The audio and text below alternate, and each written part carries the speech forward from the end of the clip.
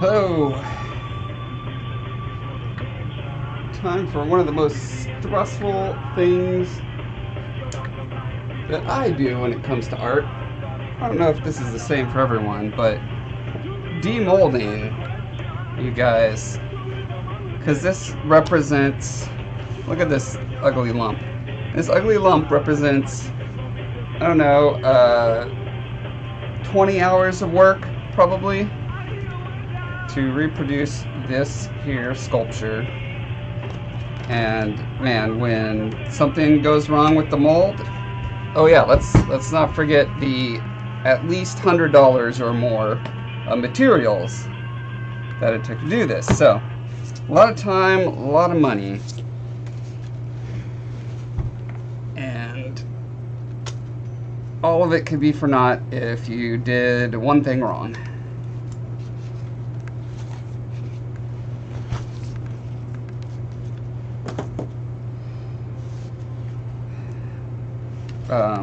But I mean, the first thing that could go wrong, that didn't go wrong, is it could leak out overnight. There was a little bit of leakage. You can see right here. See this little drip. But other than that, it seemed to stay in there. Like, these started mostly filled up and went down about that far, but that's fine. It's still well over the surface of the statue. Okay, what's this tool for removing this clay? So I sealed it up with this Sculptex. That's what I'm going to call it. Oil-based, non-drying clay. The important thing is that it does not have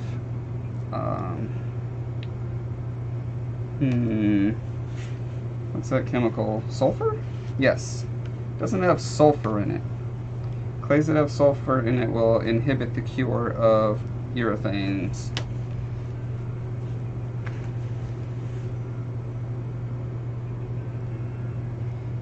And inhibiting the cure is something you definitely do not want to do.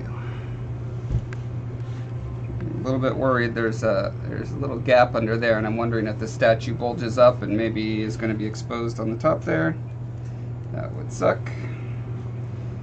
But that's the sort of thing you kind of learn as you go. You know, I tried to put a hole wherever there was a high point so that you could see into it and make sure that it's covered, and I may have just kind of gotten sloppy and not done that on this part.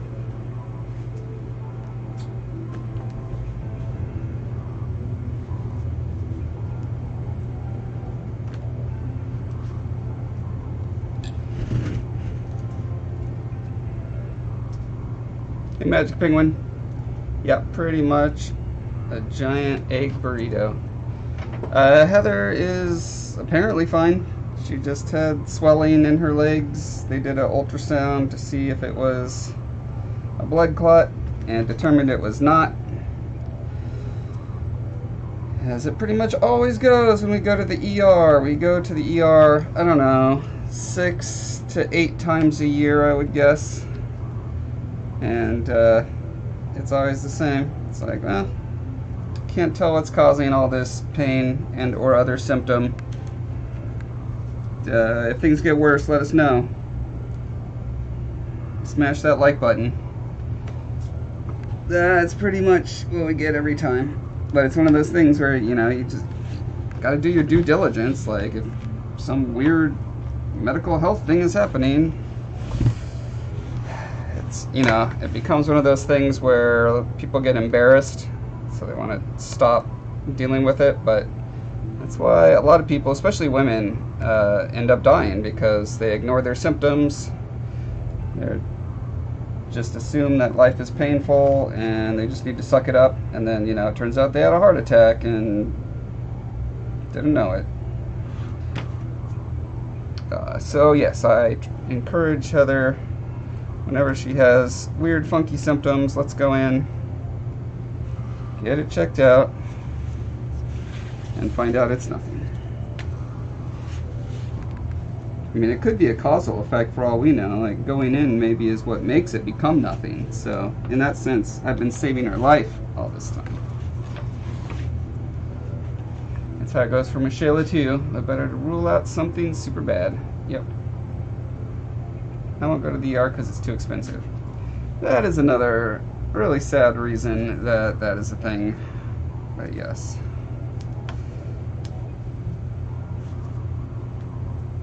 We always end up paying the full deductible for every medical thing possible due to all of Heather's stuff, so it doesn't really matter. It's like we always know it's going to be several $1,000s a year in medical stuff. We, you know, by the time our 3rd, 4th, 5th visit to the ER, it's covered because we have really good insurance. So. We're just getting it out of the way early.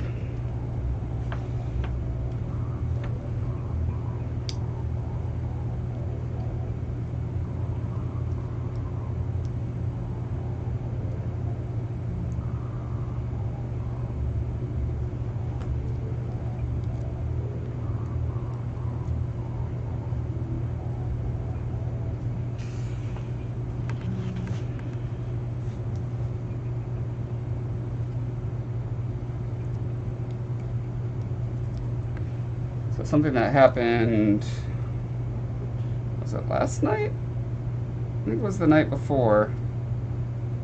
Gosh, everything's blurring together. I had this sitting up on the counter, so about 4 feet off the ground, and I had to put it up there. I had to go to, I was trying to like get up under it to plug the hole because it started leaking out the bottom. And when I bent down to get something, it rolled off and like, BAM! Bounced off the floor. Fortunately, I had a plastic, like one of those big Tupperware container lids down, because it makes a nice tray in case the rubber spills out. And so I hit that. It didn't damage the floor, but you know, splattered pink goo everywhere.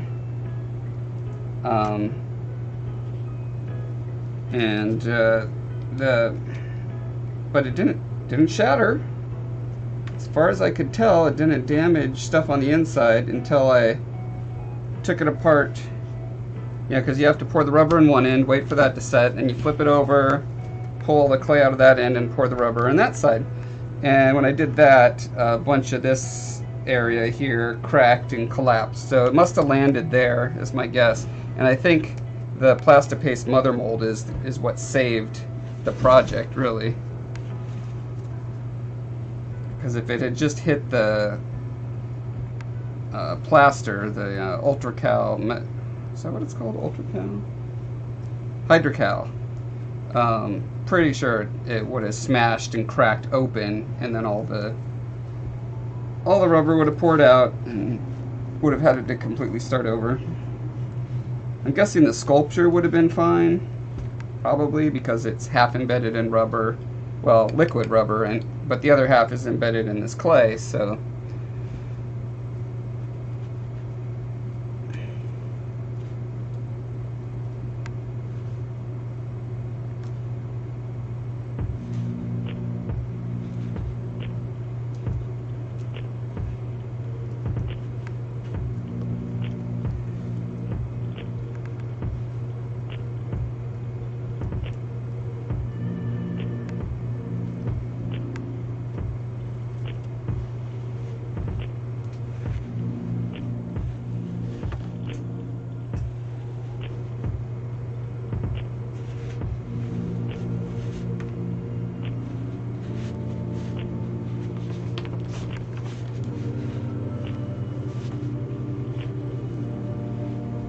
Got real cold over here. The snow is mostly gone, but this weekend it looks like it's coming back. Yep. Apparently, everyone in the northern hemisphere is getting frozen out. Yeah, I'm really relieved. I was supposed to have a booth in a convention this Saturday, but they postponed it because of the weather. Which is a huge relief. It means I actually will have like a much better looking booth. I'll have full marked busts If I, you know, as if anyone would buy them. I doubt anyone. Why would anyone buy a bust of a character they don't know? Probably won't happen, but I will still have them, and that's what's important, is like, it's a dress rehearsal for when I am a giant multi-billion selling author at manning my booth at the convention.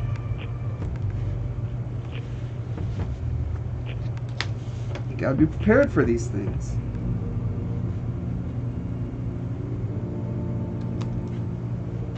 Alright, let's see if we can crack this puppy open.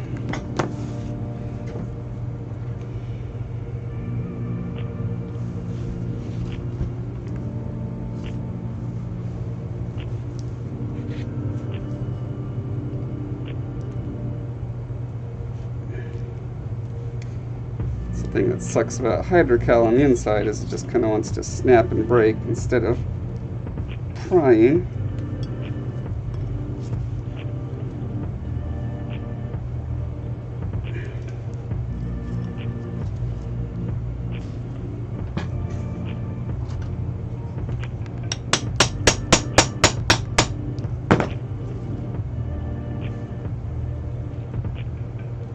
Especially when it's got rubber holding it together.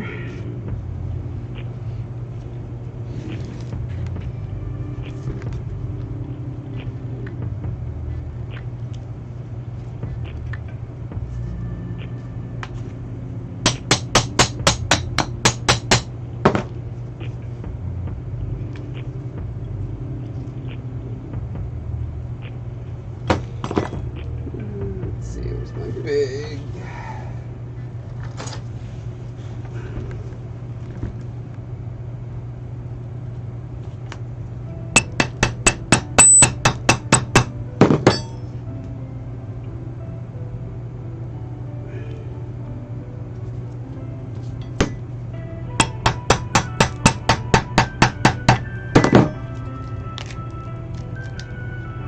That's just removing the outer mother mold from the inner mother mold. That's not what I want.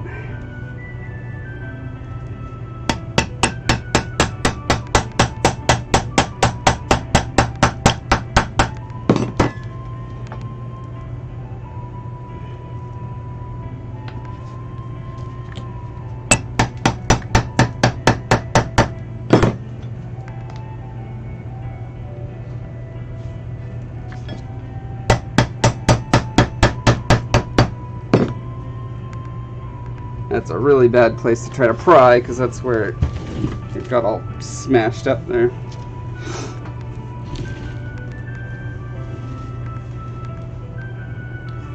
There's probably a weak point on this. I just need to keep searching for it. I have a huge flathead screwdriver that works great for this, that is, of course, just gone into the ether. They always do when you need them.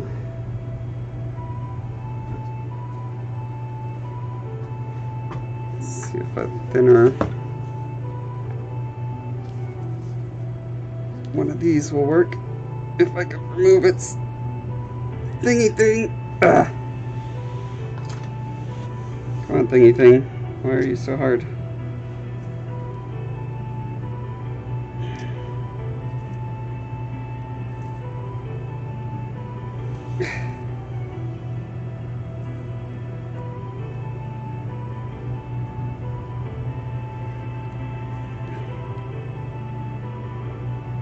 Oh my gosh, what are you supposed to do with this?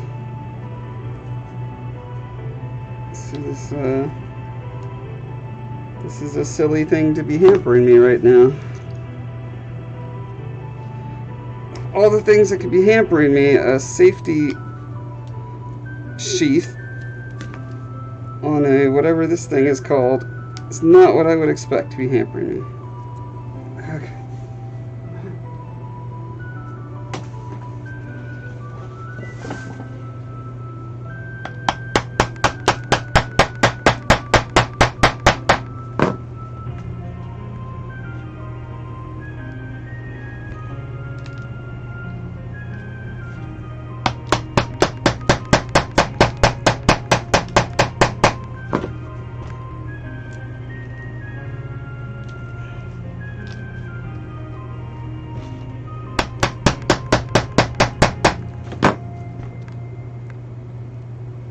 If you've ever watched the TV show Face Off, where people compete to make special effects masks, you'll be familiar with the stress of this operation.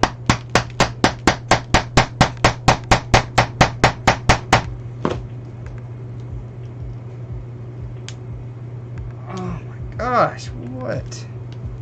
Are you stuck together with magic?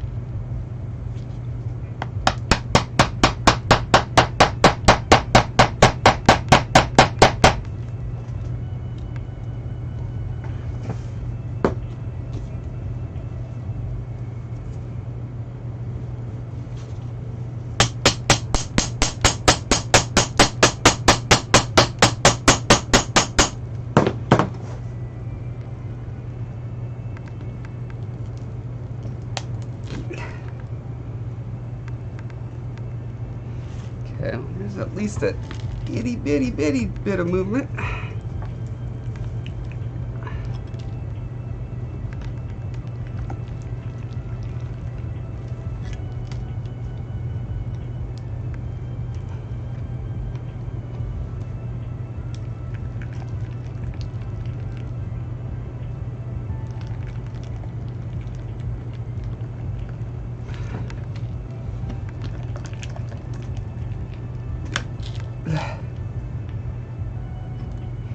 See, all this is traumatizing the mother mold. It's not gonna fit together nearly as well the more I'm having to like jam into it to open it.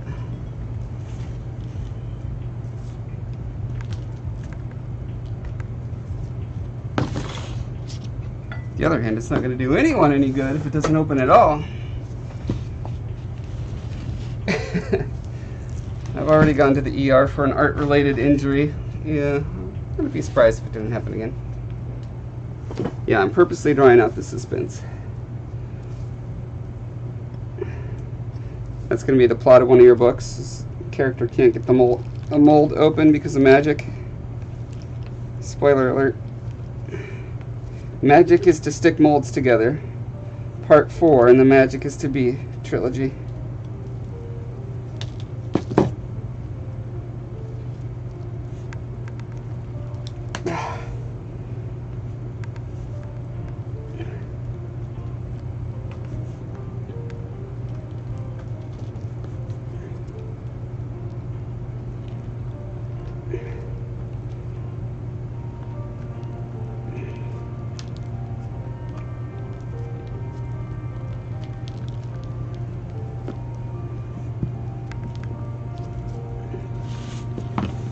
Don't know what I would use this for, but I'm going to go ahead and record this part anyway.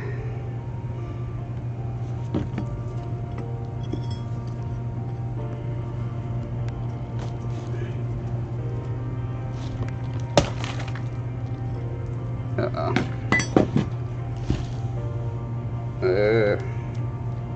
Okay, that is just absolutely vacuumed together. So this shattered that part of the mother mold for who knows why. Let's see if I open it from this side. Will that help?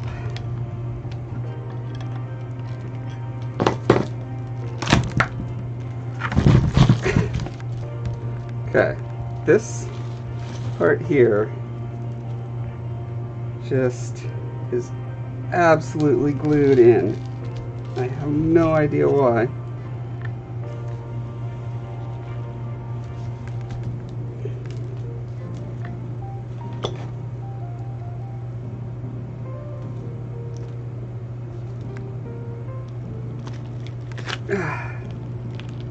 Okay. Well, here's the nice thing, is that since the mother mold, or the outer shell of the mother mold held pretty well, I can probably glue this together well enough to where it will maintain. But yeah, here's where it shattered, so it's already very weak. I didn't expect this part to hold together.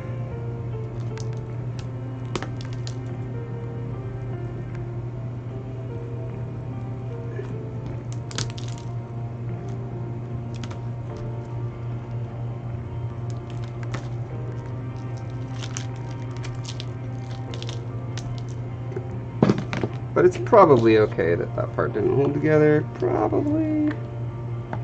Might still try to glue this back.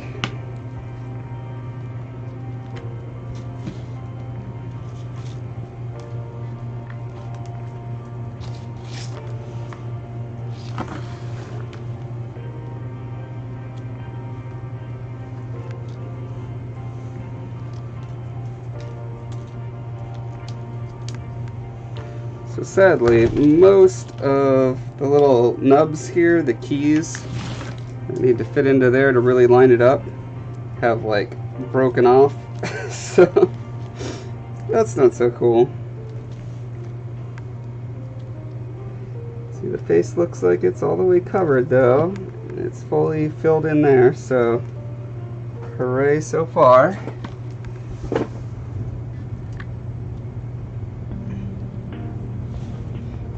Letha says, one person likes Magic is to dance so much that they listen to the audiobook multiple times. Nice. Always a good compliment.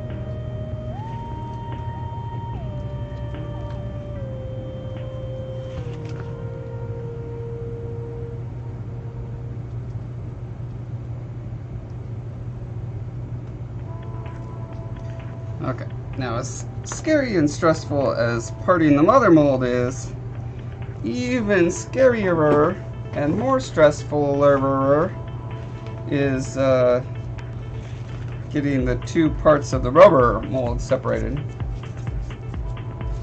Uh-oh, Olitha had an aggressive comment. Let's see how aggressive it was.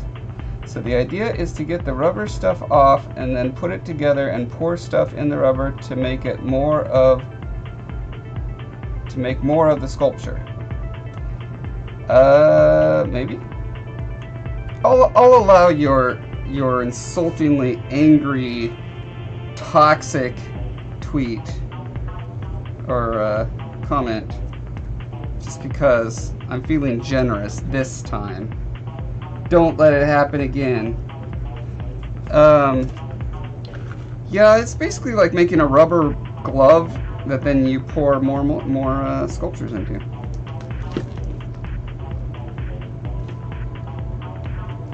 Okay, so. Ooh. Okay, yeah, this is good. That's where the part is supposed to go. So this is a good sign.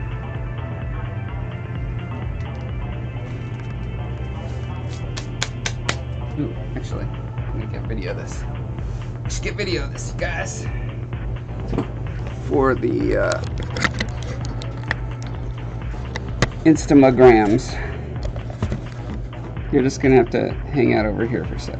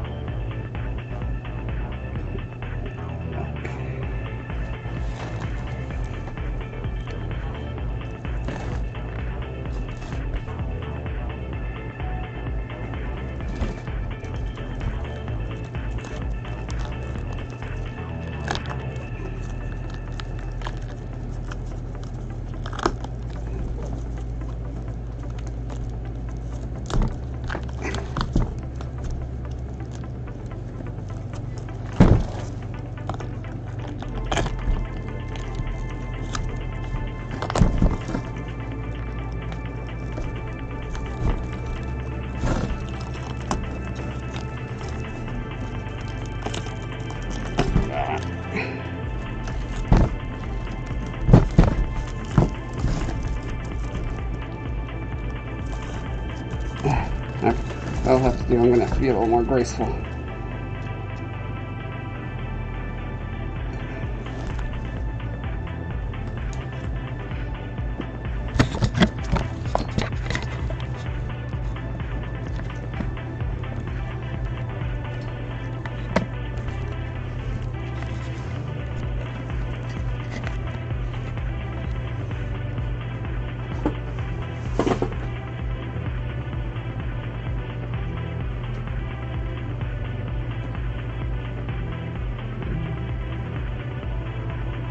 Stop recording.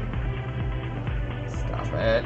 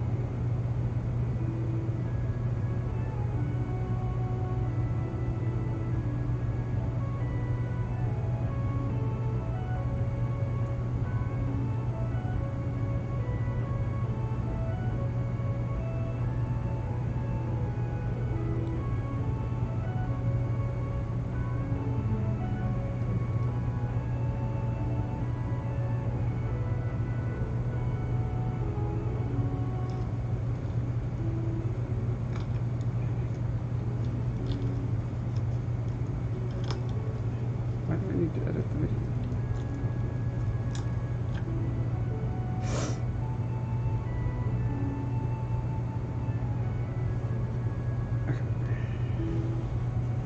So, for whatever reason,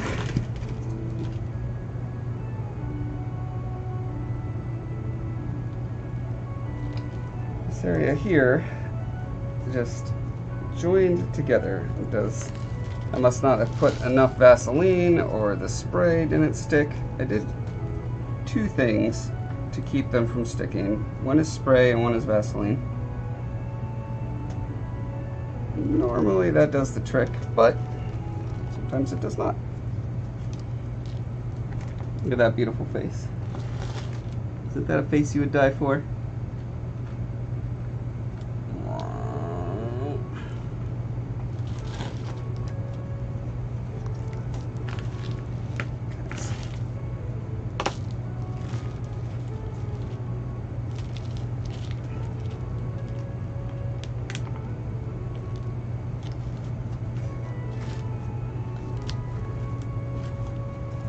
This is where it'd be really nice to have 4 hands.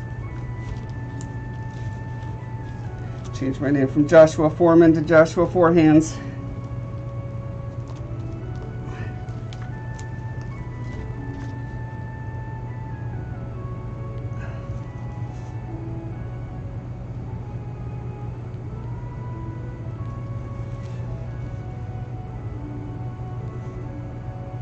Yeah, this is just acting like there was no separator whatsoever in there.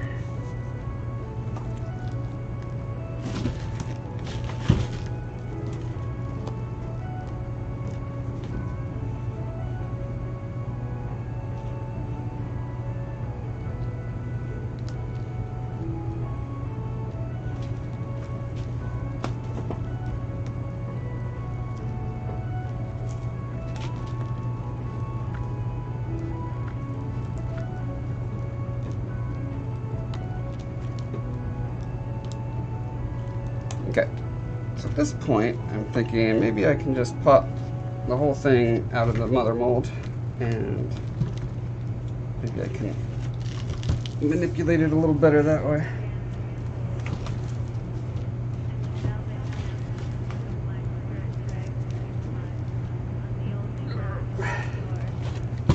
I think I need to do like Vaseline on the inside of the mother mold before I pour this, because I don't remember it sticking to the mother mold this much before, but this has caused me a lot of grief.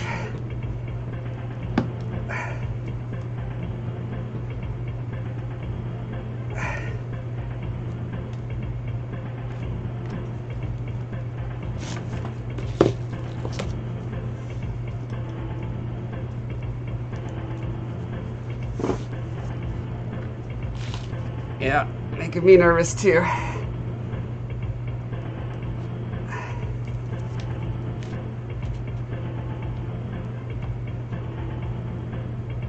Oh wow, look, it's starting to break, crack the mother mold there.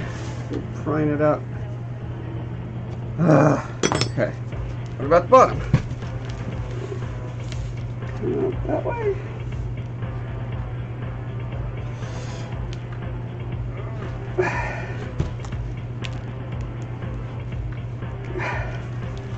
Like, it wants to budge, but only just budge.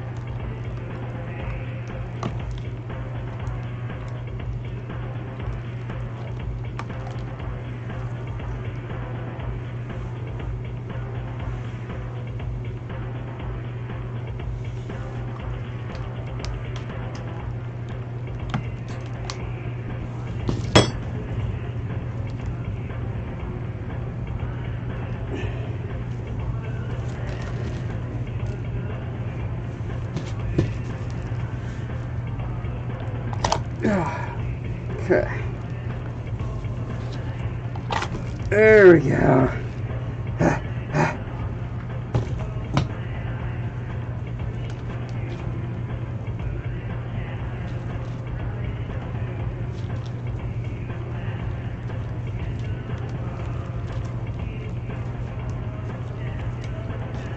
Yes, so now that I can approach it from multiple angles, getting it cut out here will be much better. Yep, all that weightlifting finally paid off. That's why all artists should be weightlifters.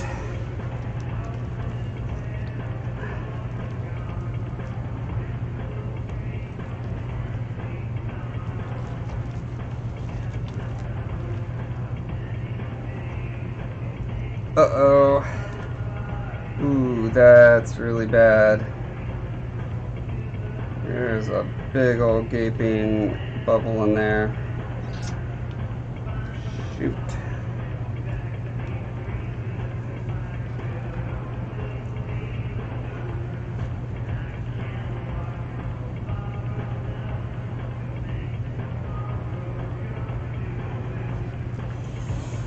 Well, I like to show in my tutorials when things go wrong, what do you do? So there's a great example of something that went really wrong.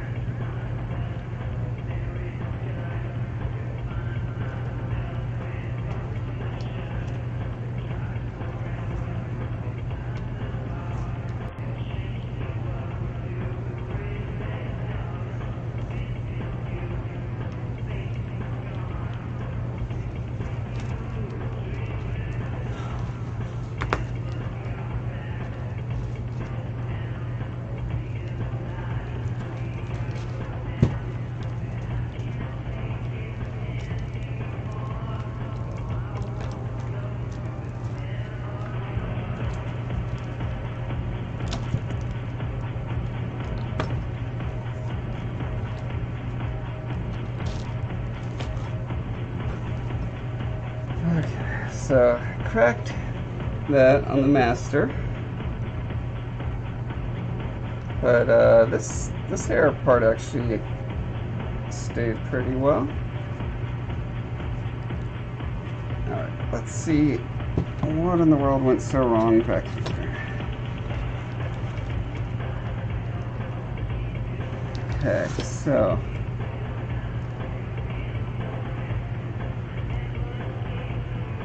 somehow, is there a bubble there? Or is that just, maybe there's not. I'm really confused because it looks like it's delaminating here, but a lot of that has to do with the fact that where I cut into it to try to get it out. Wow, very confused right now.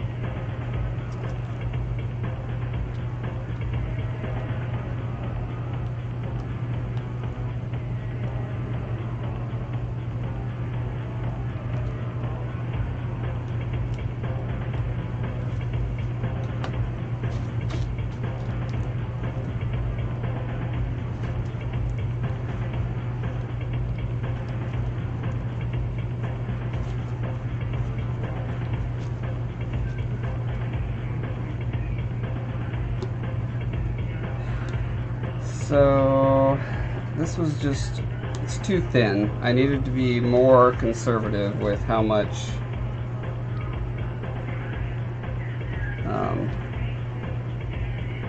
clay I left over there to be replaced with this rubber, because I get stingy because it's so expensive. But the good news is I think that means there isn't actually a bubble. I just have this weird part.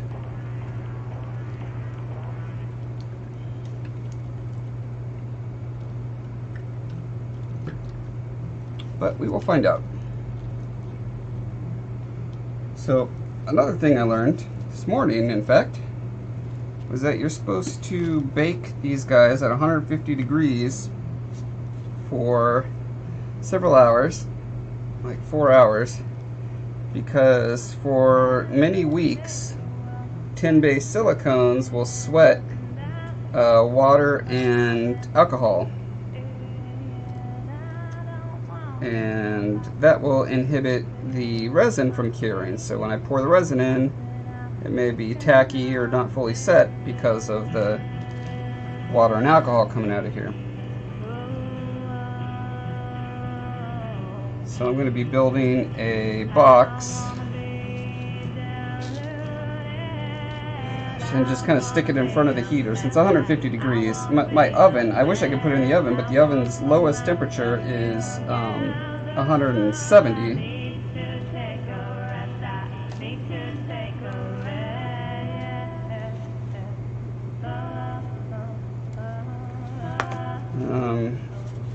Anyway, this is all. I'm really glad I did this practice piece before I start doing bow mark here, because I want this mold to be super high quality.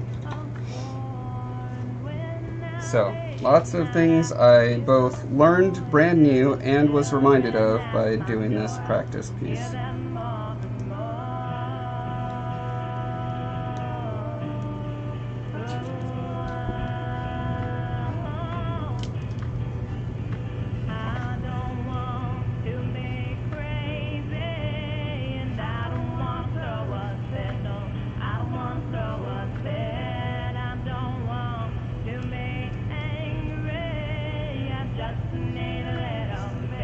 See, what are my main takeaways? My main takeaways are thicker rubber. I mean, there was one thing that was very challenging about this piece was the fact that the way I built it, to do a two-piece, I had to do a lot of twist in it. So the part line needed to twist a lot along this edge. Which is bad for a practice piece. You shouldn't do advanced techniques on a practice piece, but it's what I had available.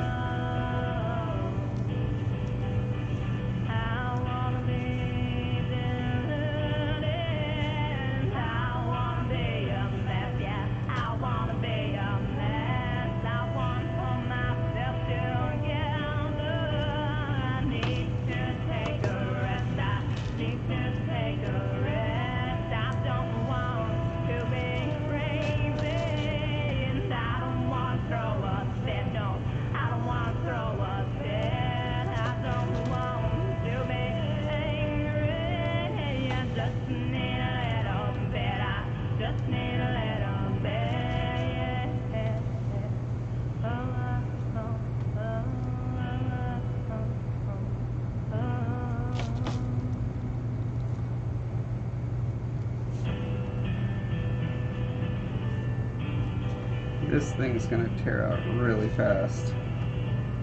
Trying to figure out how it was supposed to originally fit together. It's really tricky because I had two different holes that needed to intersect in different ways where the hair was flowing.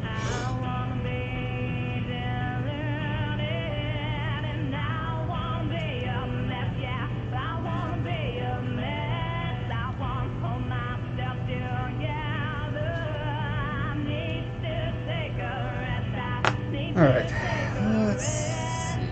What can we do to fix the mother mold?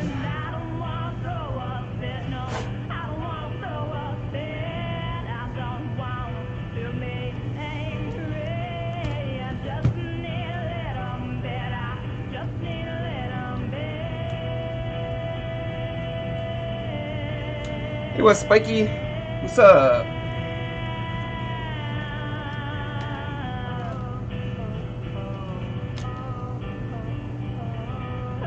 Alright, have a good night, Aletha. Thanks for hanging.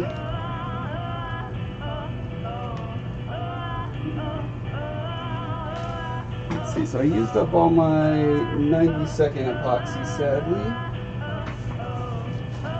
What's the next fastest? 5 minutes.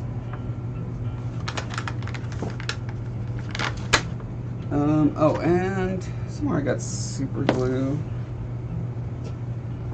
I think that's in a bag out here. One sec.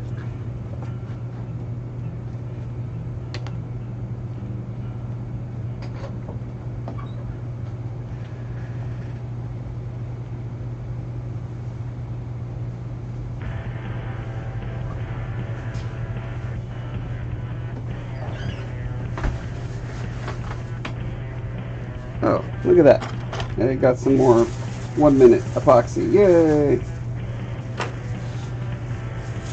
Here's to thinking ahead a little bit and learning from your mistakes. I also got incandescent light bulbs because the LED ones I have make these really subtle dark lines go up the screen like that fast, and it's super annoying. You really notice it when it's in fast motion.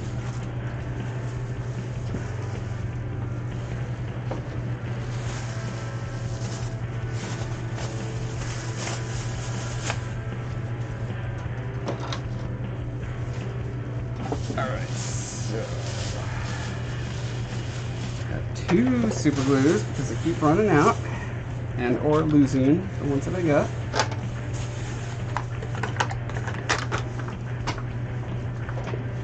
But this 90-second stuff should be interesting.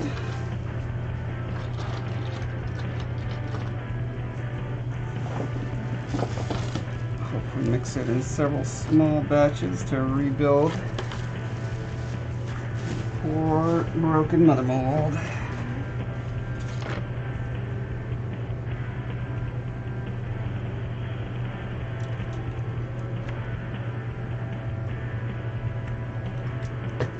No waste cap, you say, eh? I don't believe it when I see it.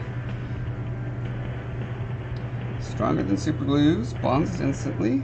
Tile, mosaic, plastics, ceramic, glass. Yep, these are all things.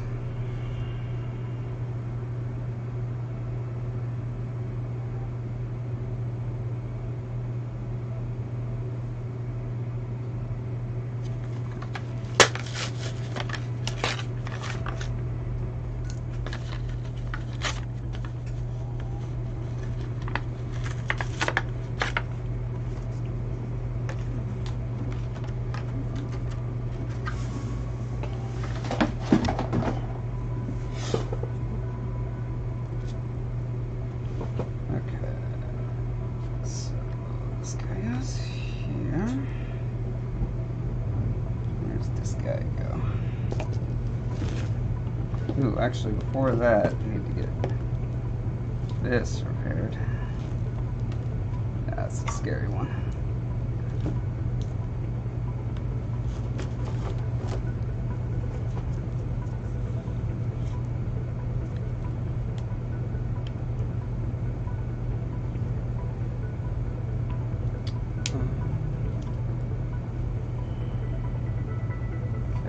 Okay, how do you remove it then? Oh, here we go. Okay, and I can only go back into my code.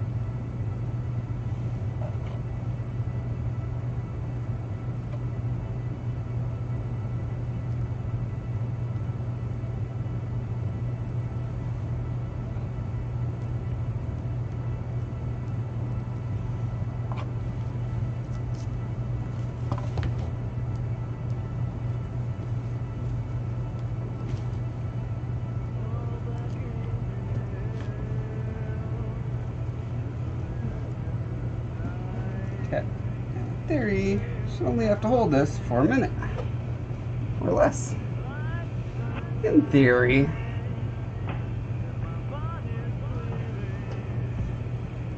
So full of theories.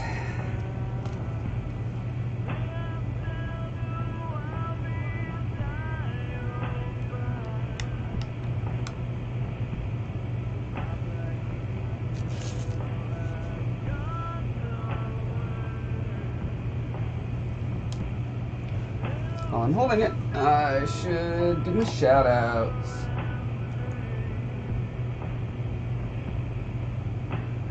Alright. Started on YouTube. We've got Steve Collects, Kizirak Budzurajuzgizi, 080892 Carlos. It's a Merly Whirly World. Oh, I did that one already. That's alright. Overlap a little bit. On Twitch, Nova Falls, Night Valiant, Ed Bever. On YouTube, Gaia9. Twitch, we've got Blunt Force 1. Twitch, we've got Ring Hung, The Chain Nerd, Chris the Crafty Kiddo. On YouTube, Saren Ozguk, Invisible Tyrant.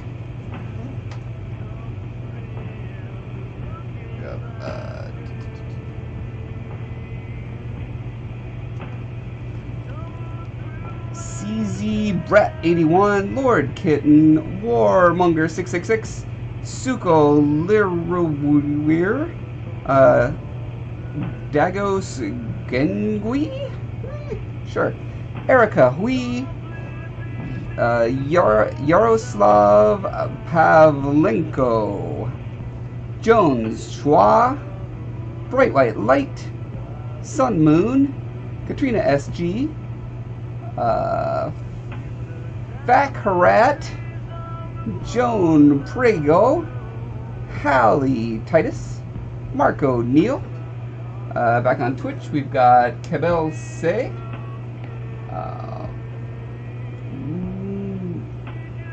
Monochrome Moose. Huh. I feel like I have 2 or 3 mooses following me now. Crybaby on YouTube, Alex Rodriguez, Antonio Martinu, Eric Luong, Catacomb Chris, Greg O'Donnell. On Twitch, Morph1853. Back on YouTube, DBE1000, Armando Lopez Torblanca, Gabriel Davis, Silva, Tigre, Fernando Santalon,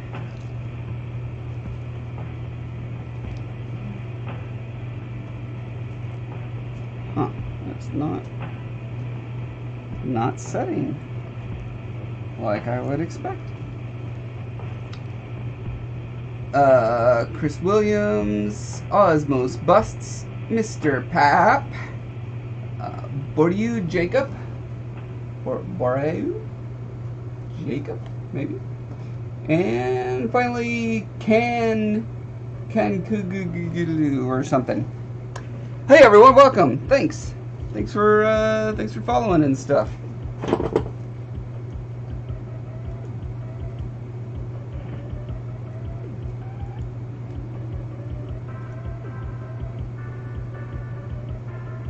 Oh my gosh, looks like I missed some. Miguel Rosa Ortega, Sarah Godfrey, Storm L, Manu Crafter, Daniel, Ganem, Eduardo Fabricio, Malari, and Yalitza Brito. Thanks, guys.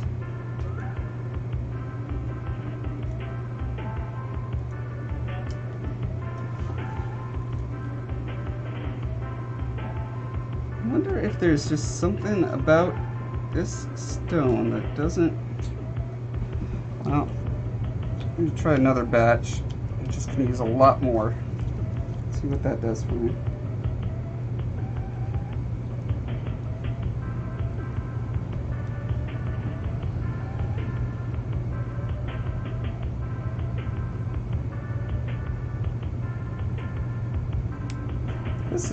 This is a really cool cap system, I gotta say. I am impressed.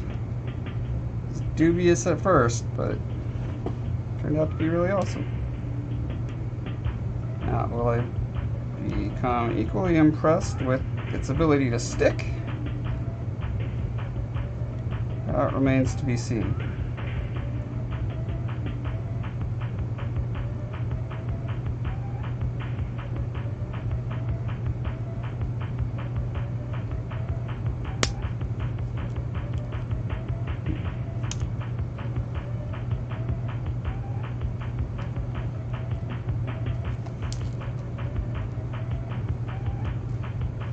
Looks like it may have stuck to the outer shell, but not to the other stone.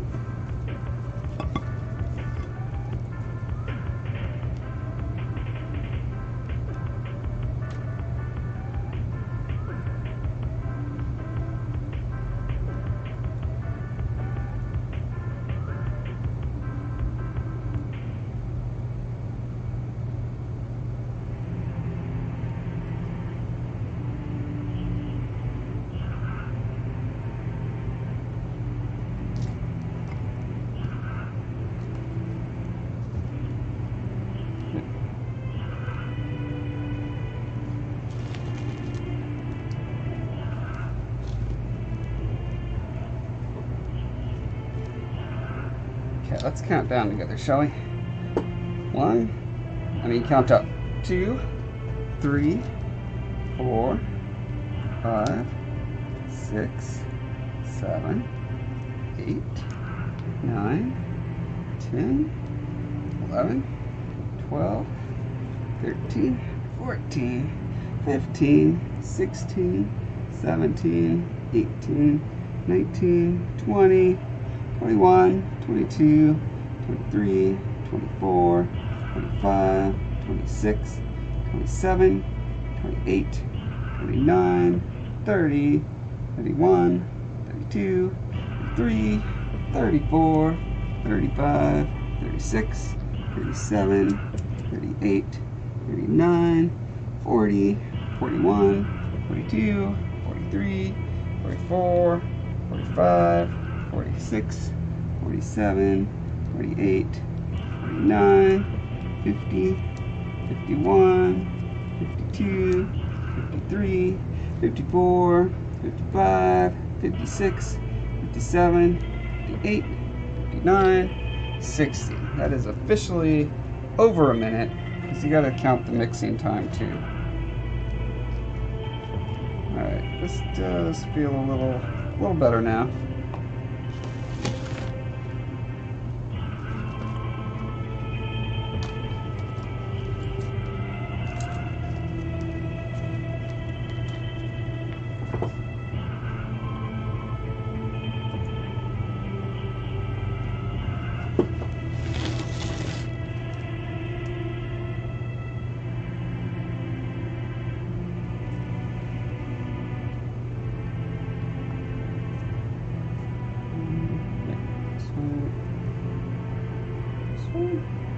Yes.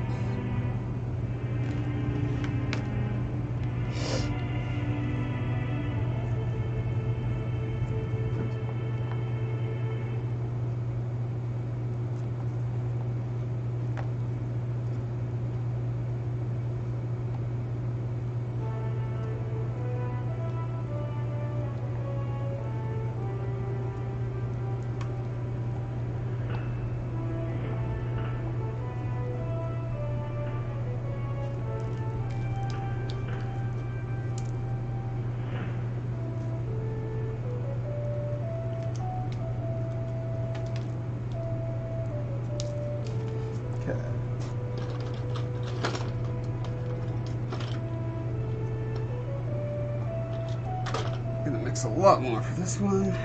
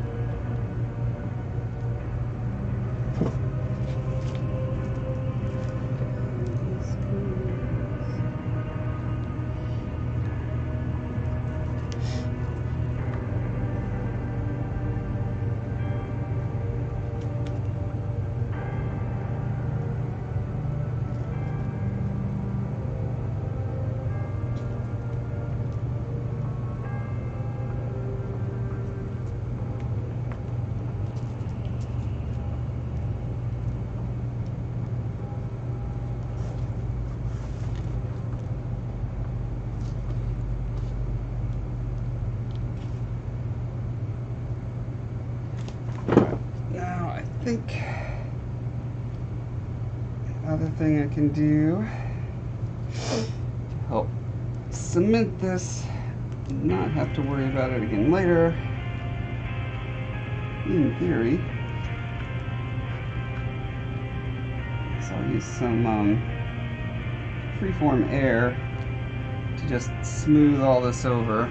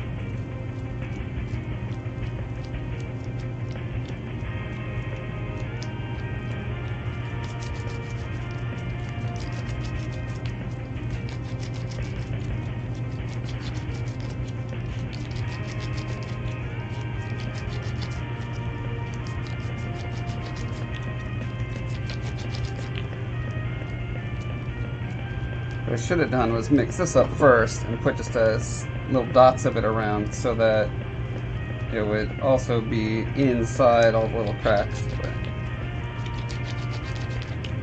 But let's see if outside reinforcement does the trick.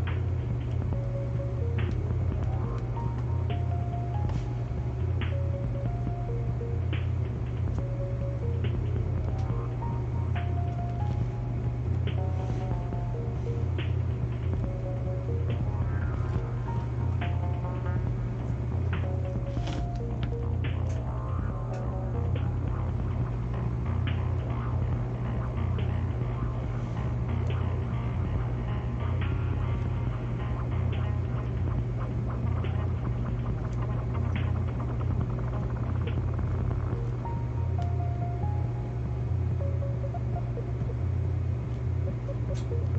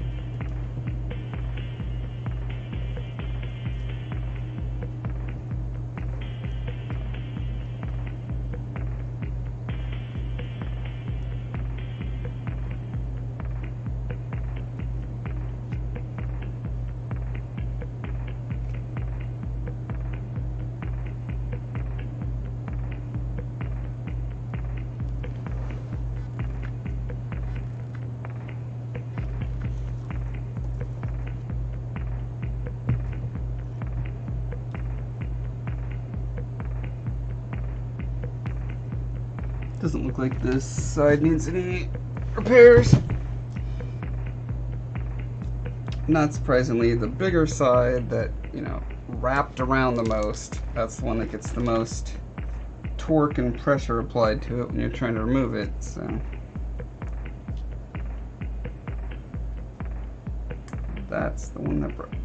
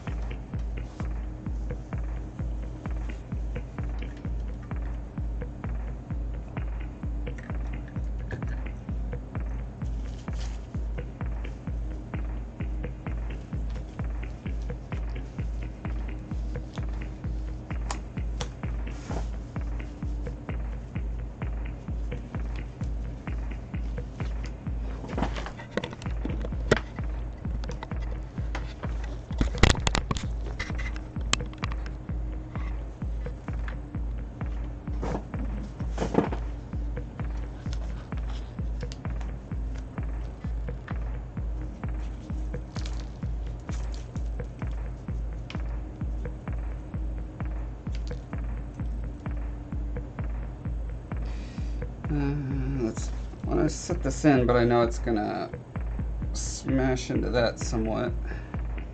Actually, I guess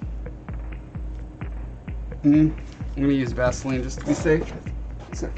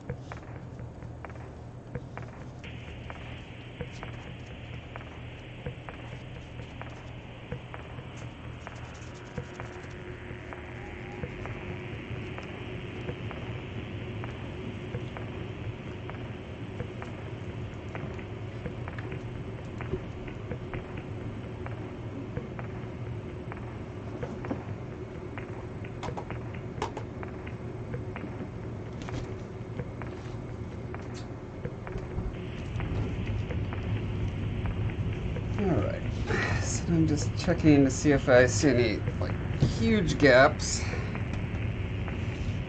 That would be great to fill.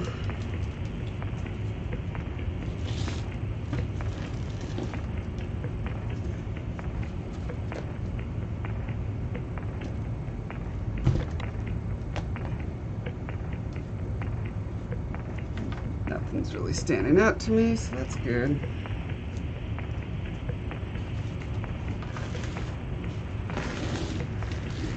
I've got some extra, and I know this whole section is weak. I'm just gonna kind of reinforce it.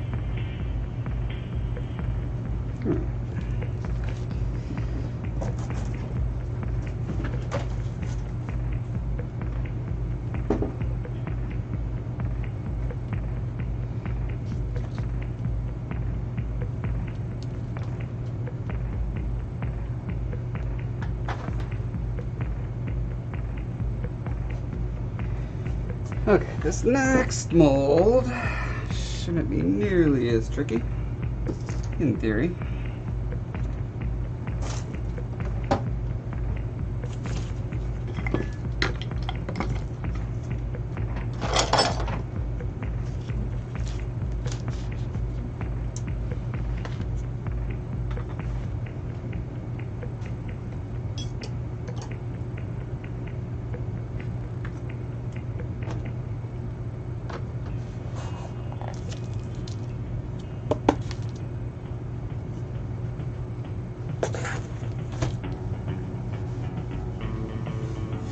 Hey, Bear, good day to you.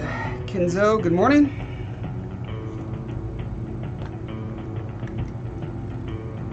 So much stuff. I just popped her out of the mold. Still dubious on how successful that mold is going to be for me. I need to heat cure it for several hours before pouring any resin in it, and the mother mold cracked pretty severely. I think I repaired it well. We'll find out in a day or so.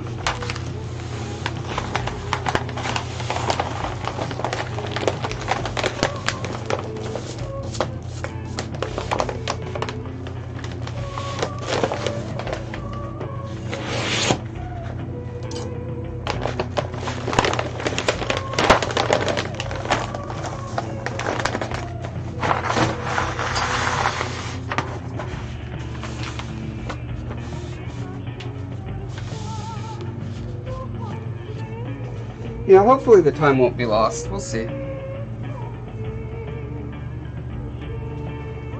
Okay, actually, I'm not going to use a fresh blade yet. I'm going to use this older blade to start the cut. So, what is hidden in this block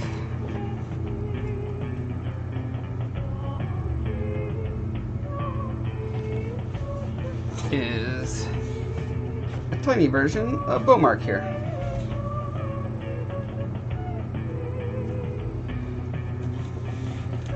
Alright, so the first thing I'm going to do is see if it'll just pop off. Yep, not a problem.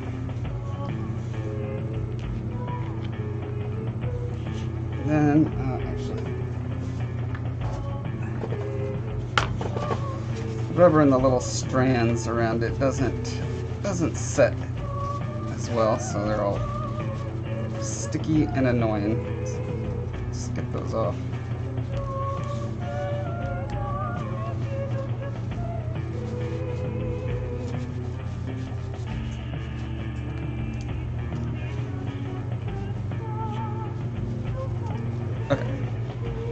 So, just careful to mark the back. This is the general line that I want to cut into. And since cutting through this plastic is going to dull the blade a bit,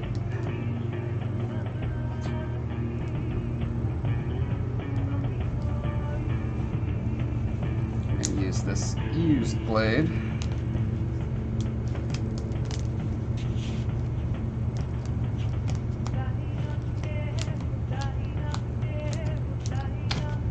Ouch.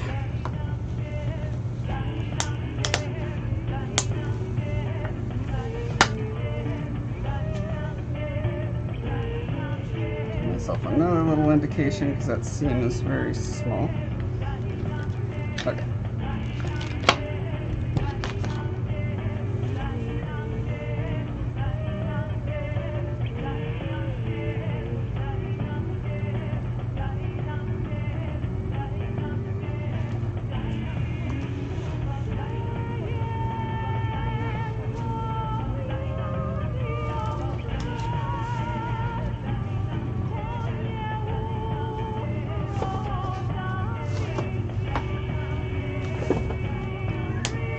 How's the weather over there in jolly old England, Kenzo and Bever?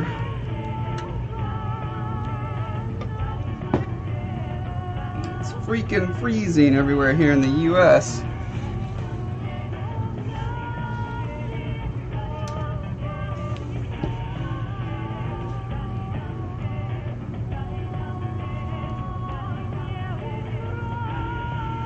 Okay, so the important thing when doing a one-cut mold like this is you don't want to do just a straight line in, because then when you pull it apart, the two pieces can kind of have a little bit of play. Let's see, a little bit of play, like so, like a transform fault. It's better if they interlock in some way. So, I'm going to do a bit of a zigzag. Start going straight out.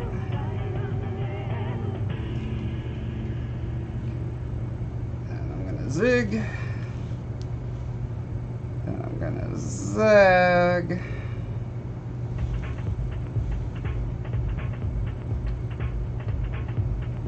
Zig again. Kind of get right to that middle spot. And we'll see if I have to go much further. The less you have to cut into it, the smaller your seam line is going to be when you cast. So. Cold here too. Oh, Bever, you are not in England. Short swim away. That's right. Sorry about that. Kenzo says it's wet. Had snow last week. Only lasted a day, but very cold. Yeah, we had snow. And it's lasted a couple days now, but it has also stayed cold, sadly.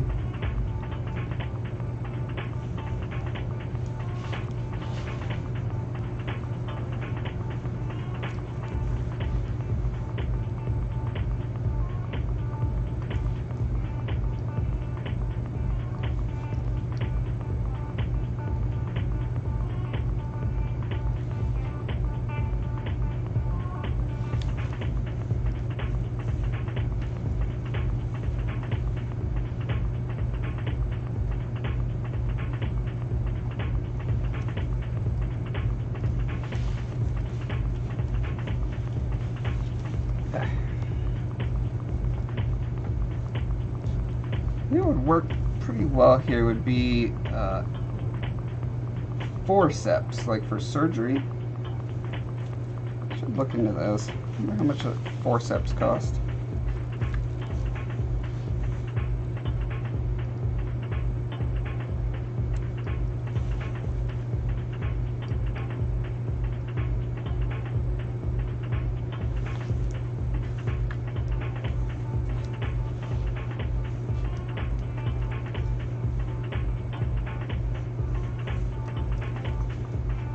Now the zigzag doesn't have to go all the way down to the sculpture itself. This needs to be enough to make sure that the two halves lock together at some point.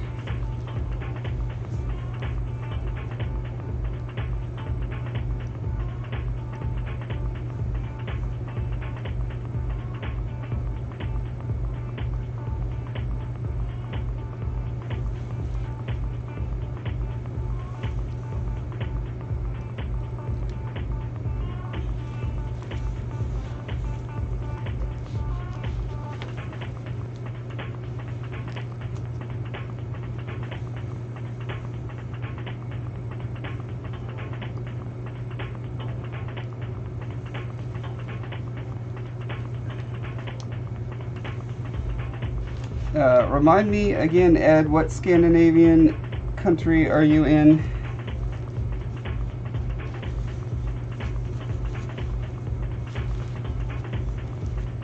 It's making my fingers cramp. I'm trying to hold it open.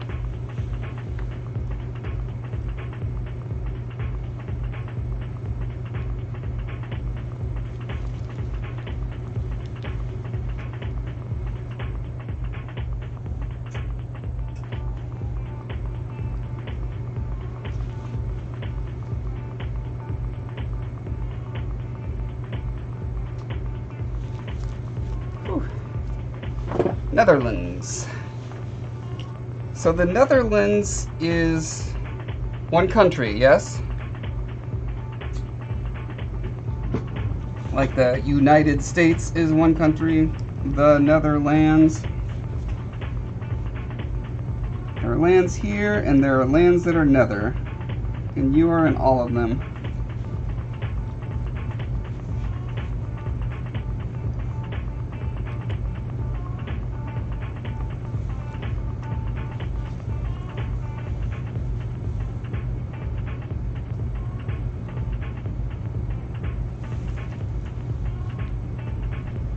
Okay, so now we can see we're at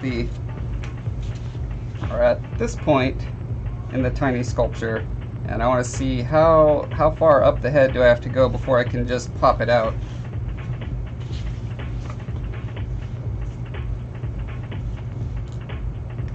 The Netherlands is not Scandinavian. How dare me. I am... Like, I watched a CPG Gray video specifically about this topic, and boy, I tried to remember what he taught me, and boy, have I failed.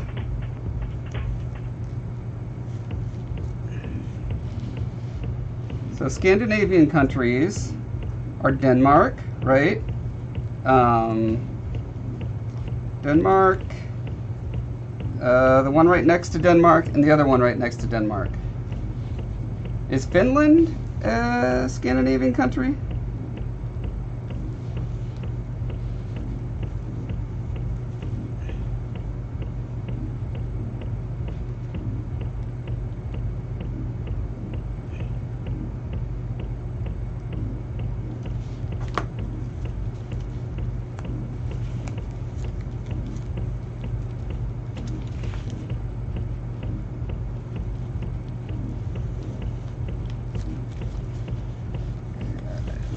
flexible enough to come out. Really don't want to break this because I want to do another mold of this in a different urethane. I have a sort of clear urethane that I want to see. I want to compare and contrast how easy it is to do these kind of molds when you can see through it.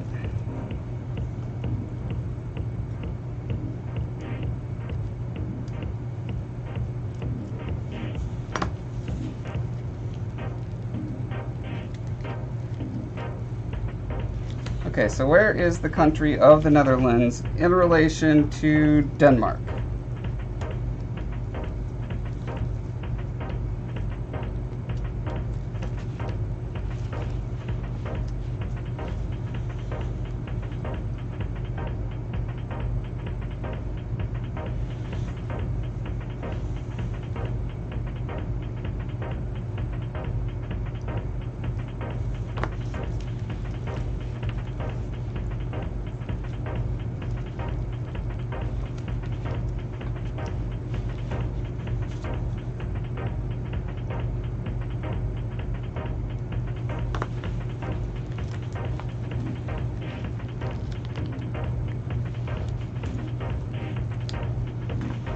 See how it gets exponentially easier to open wide the farther this seam I'm cutting goes.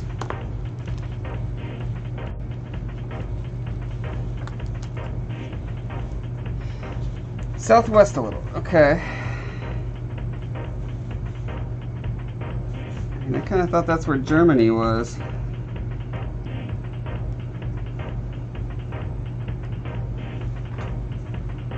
Are you close to Poland? Alright, this is bothering me. I hear there's this newfangled contraption called Google.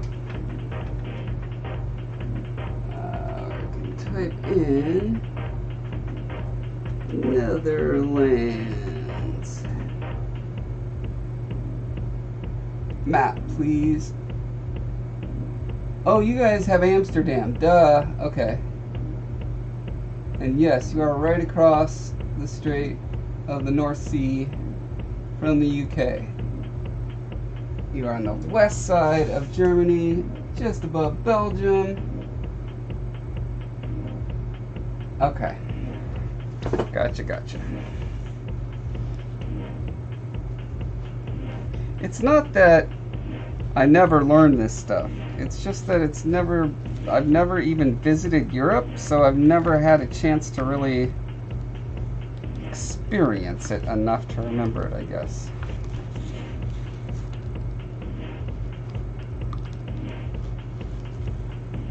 Alright. Oh, Mark looks like he's in one piece. There's a little bit of rubber here, which means there's going to be a little ball of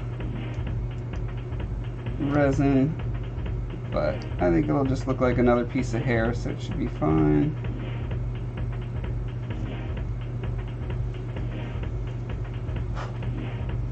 Yeah, so I think I can just stick him back on there and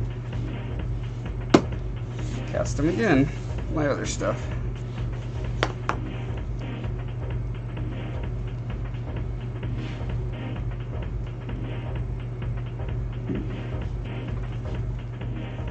And when I'm ready to cast this, I don't need rubber bands or anything because I did it in a cup, so I can literally just stick it, well, not that cup, in a cup that has not been cut apart. Stick it in there, and it keeps it firmly together, unless you squeeze it. So just don't squeeze it, alright? That's a secret. Secret to everything in life. Don't squeeze it, you guys. Germany is dead south. What do you mean dead south? I'm looking at the map right here. It's dead east. Belgium is dead south. Don't you know anything about your own country? Okay.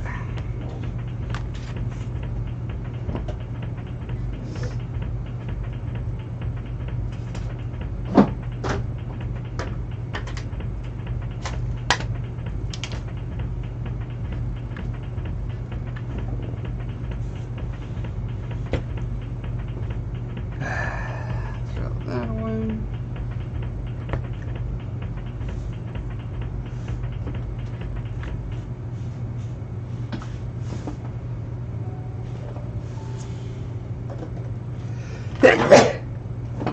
What?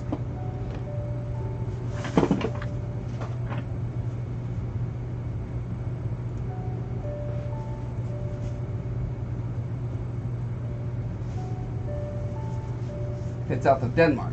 That was your point of reference. Oh, gotcha. Looks like you're southwest of it. Yeah, you're southwest. All right. Well, okay. That is a what is that projection called? It definitely distorts things the further north you go. So it's quite possible that it is actually north of you, but on that map it's northeast of you.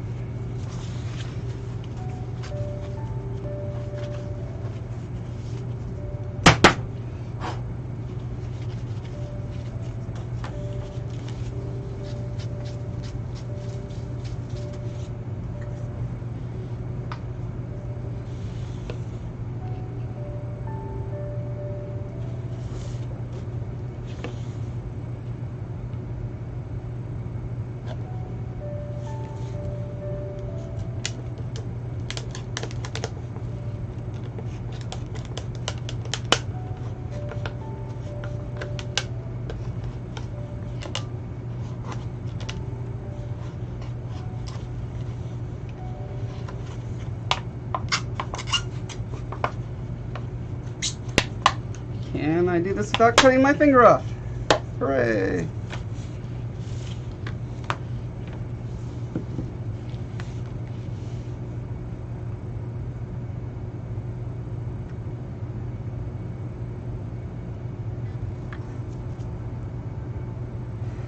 Alright. Hot glue's probably still not done cooking, so I'll give that a second.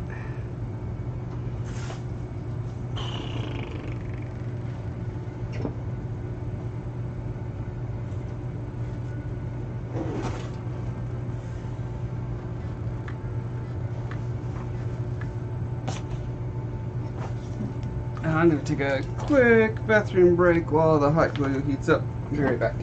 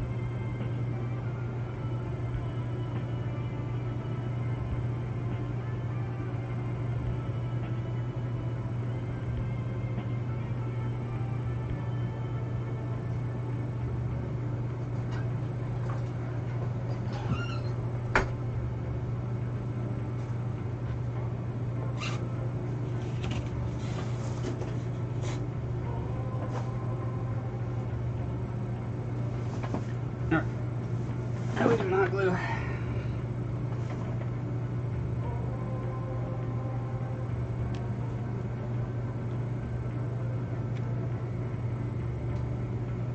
Wow. Poorly. That's how you're doing. Put it right in front of my foot heater. Maybe that'll help.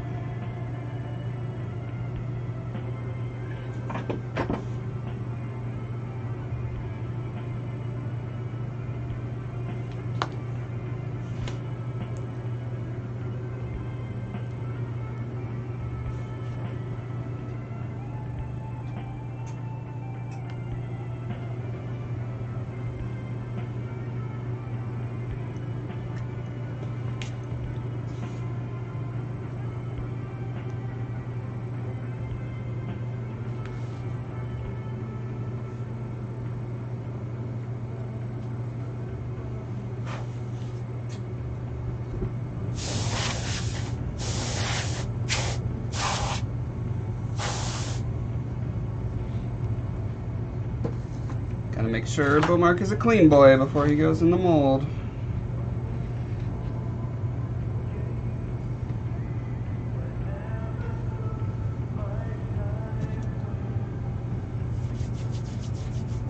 So cute. What's cute? Little Beaumark is cute.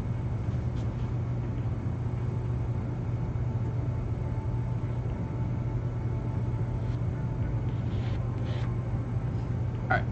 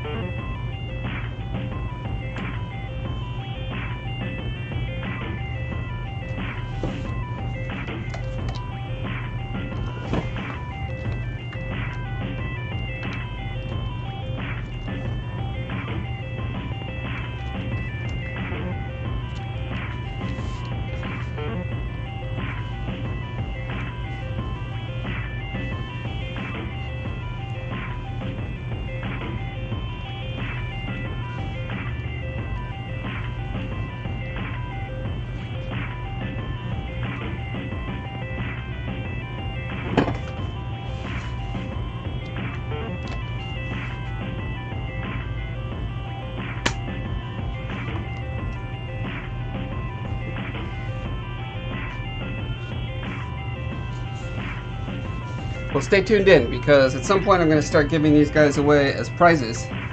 You're earning hearts. Every minute you watch, you earn a heart, maybe, or every 5 minutes, something like that. And so when I start doing contests, you can spend as many hearts as you want to make your chances of winning higher. And then I'll have to pay exorbitant shipping to mail this to the Netherlands. It'll be great.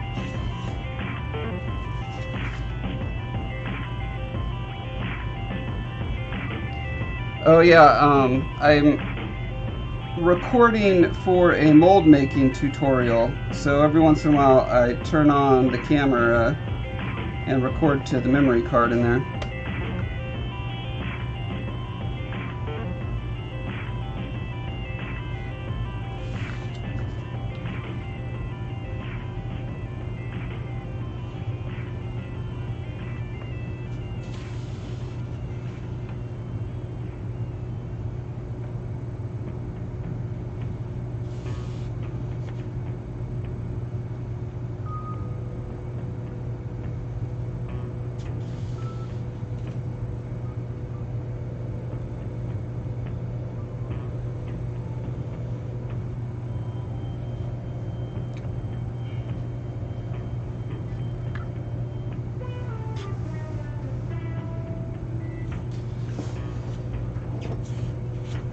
Alright, time to start on Beaumark. Now,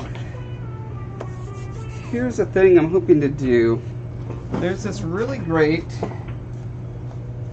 resource out there that used to be out there that is no longer out there, that I copied to my computer like 13 years ago. And it's this one guy who did, let's see, Ivar at utv.ee back in 2005 made this, and it is a super great breakdown of doing a two-part matrix mold. And whenever anyone online is like, how should I do this? I'm like, oh man, I sure wish I could give you a link to this, but it doesn't exist anymore. So I'm hoping to create my version of this, which means I want to take nice pictures like this. I'm going to number them. I'm going to put, you know, I'm going to do it really nice. Do a video tutorial and then also just a picture tutorial.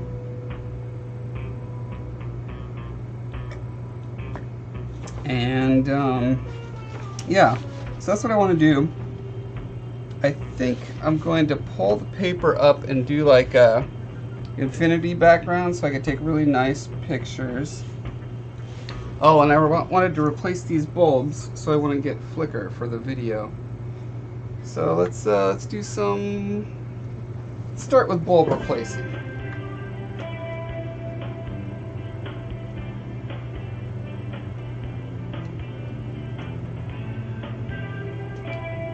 Actually, let's start with camera tightening.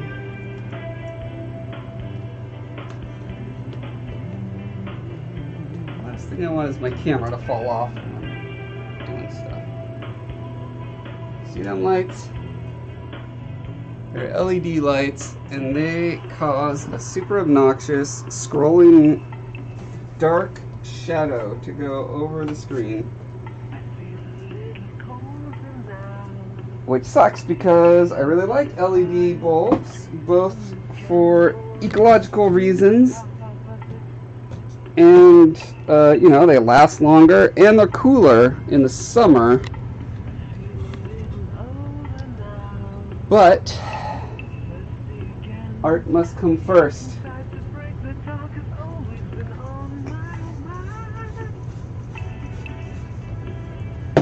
That. So I shall use these elsewhere in my house.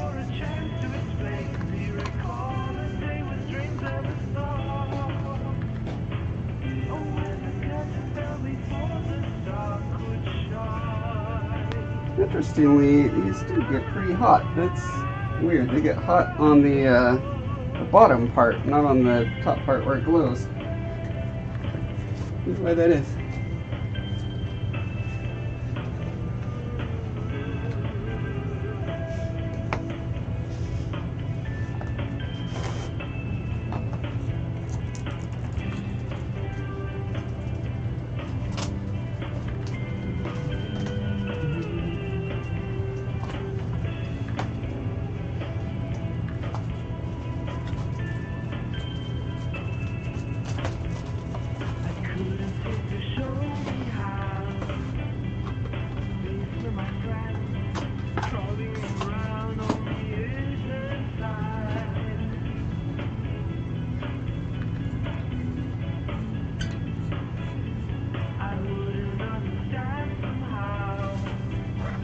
Hopefully these don't blow a fuse, because they are 100 watts. And unlike LED 100 watts, they probably suck up a lot more power, I'm guessing.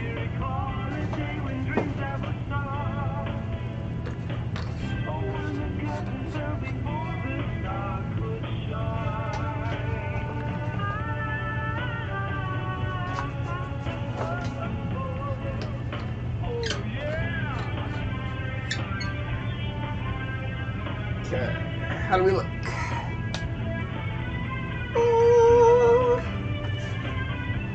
Okay, let's look down. And do we see the scrolling shadows? I still do a little bit. Maybe I'm wrong. See, I thought it was LED because I have this LED shop light up here. And when I turned it off and looked, I did not see the same effect. So I assumed it must be LEDs, but maybe it's just something in my camera or my settings. That is really frustrating. Well, it'll be what it'll be.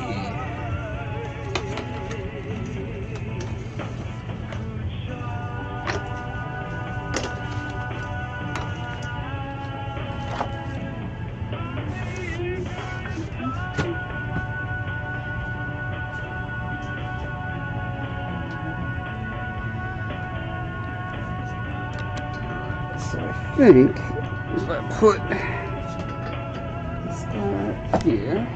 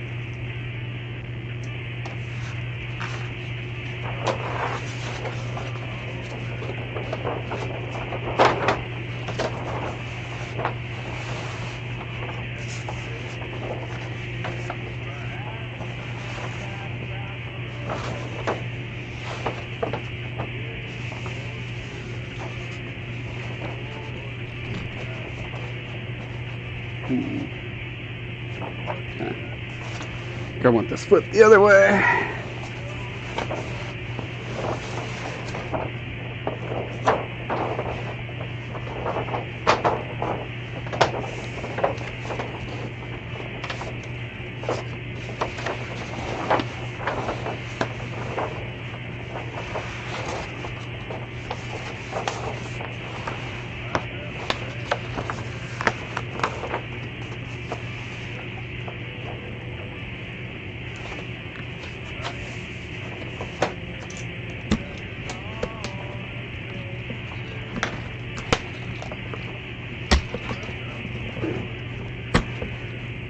Sorry to shake you around like this, guys, but it just happened to be a really convenient clamp.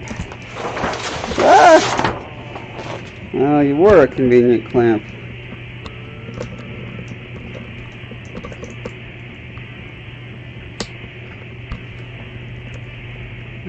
Okay, I've got other clamps over there.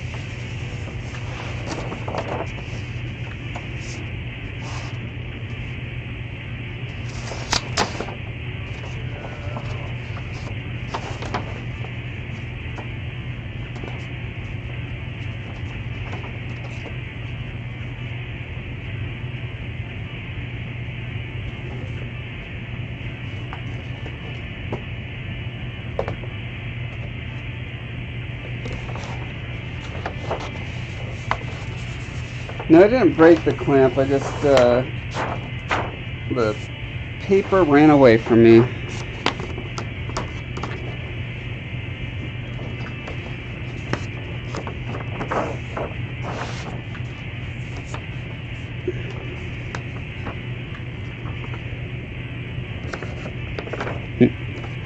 I may be clamping to a clamp, which is a bit recursive. But if it works, it works. Seems to work. Okay, my beautiful infinity background now.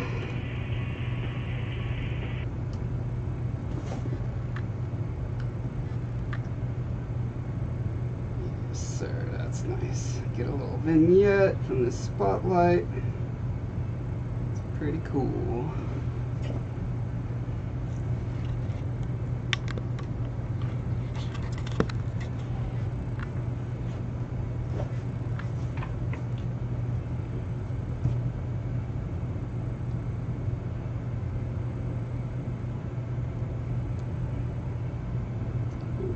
Going to allow this to rotate.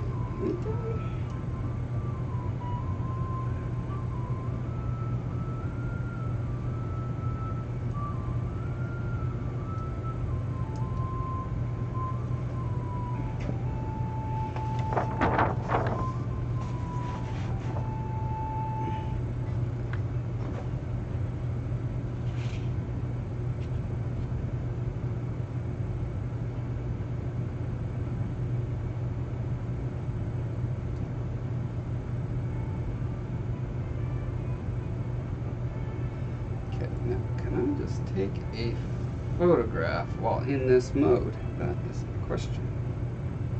If I do that, it starts video. What about that? No, that changes ISO. That's no good.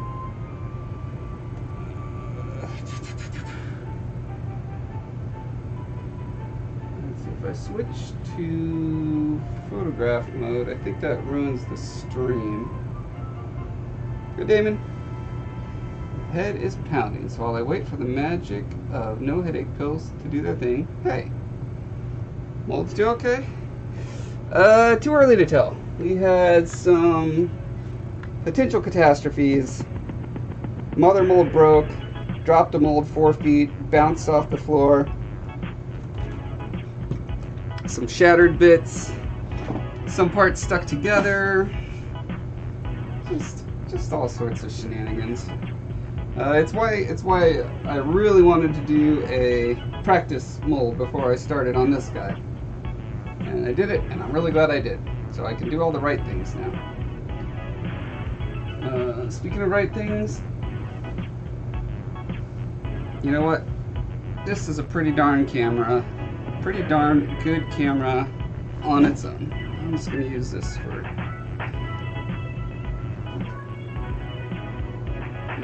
photographs.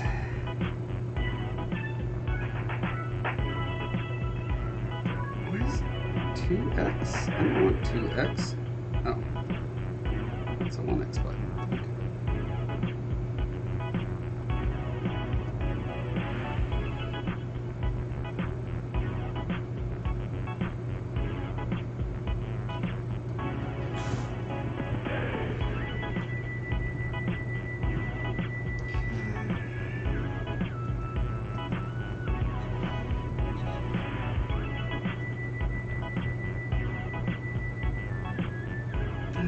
Should I make the bottom prettier since I'm trying to make this be its own kind of art piece in and of itself?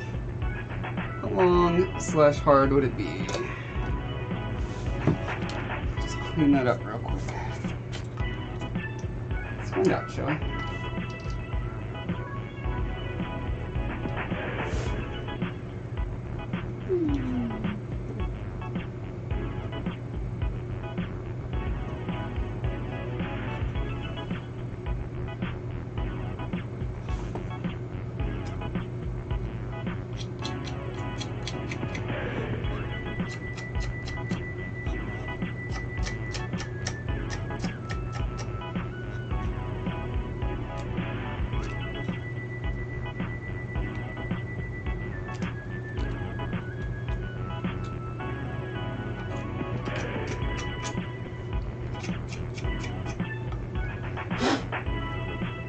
Actually, let's see. If I paint it now, I cannot actually. No, I don't want to start the molding process if the paint is even remotely not set.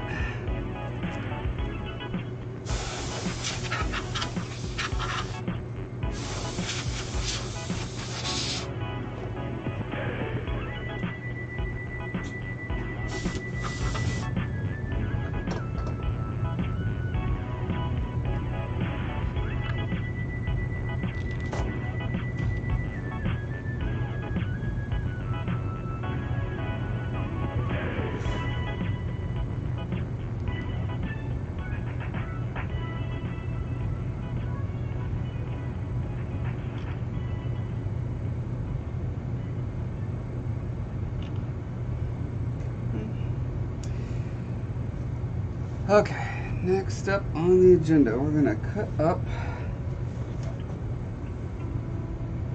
a little bed for Mr. Beaumark to sleep in.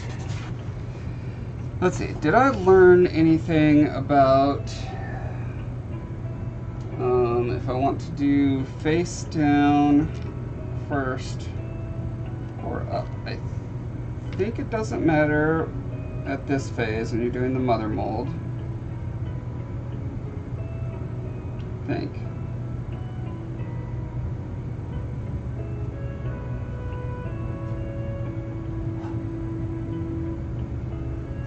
Find out.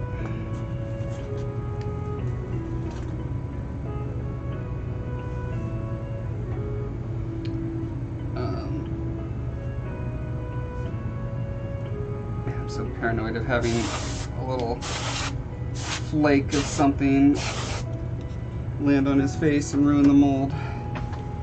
Okay. Let's do saran wrap trick first.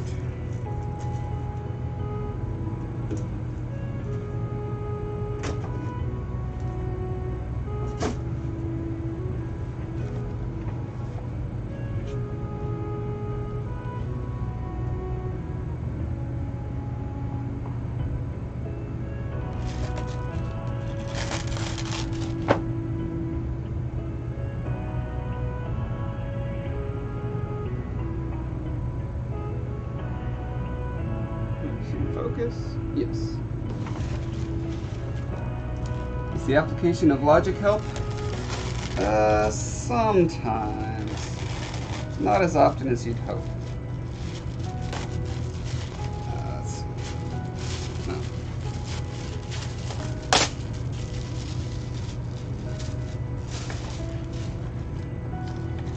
So, pull this down.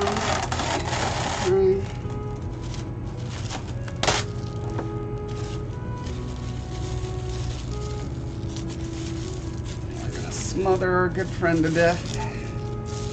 Rip Vomark.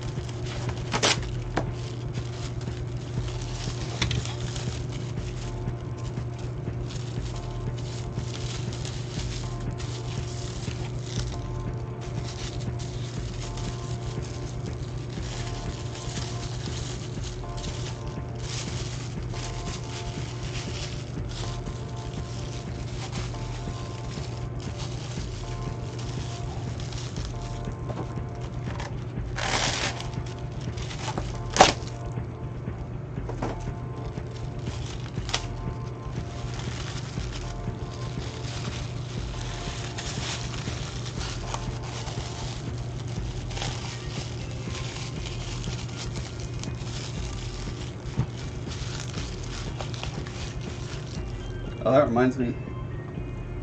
Look how cool this is looking. It's gonna be so incredible when it's done. I'm really excited.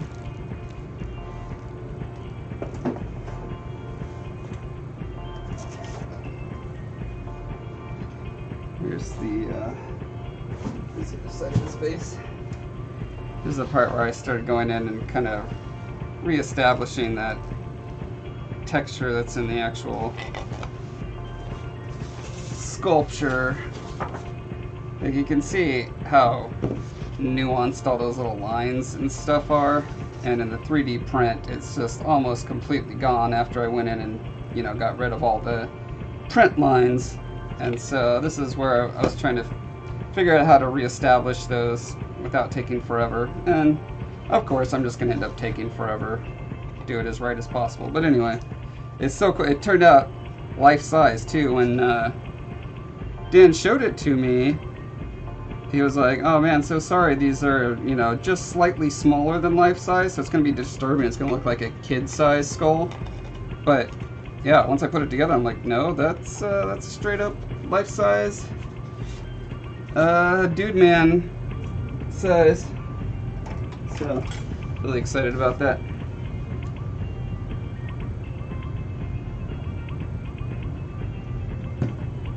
mark. Looks like a mob victim now.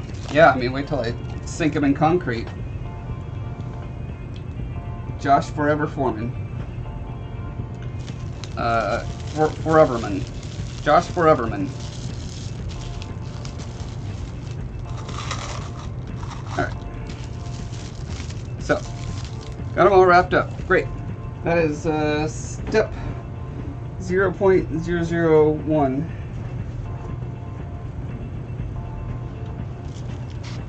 Now, I'm going to, on the mother mold that's essentially a bullet shape, so it's going to be very similar to, because the bust itself is pretty similar to this Hellboy bust that this guy did. You can see how much space he has left around it and everything. One thing he did that I didn't do, which I'm going to try to do, is he rolled all his clay into these little pellets, so that here's the great thing is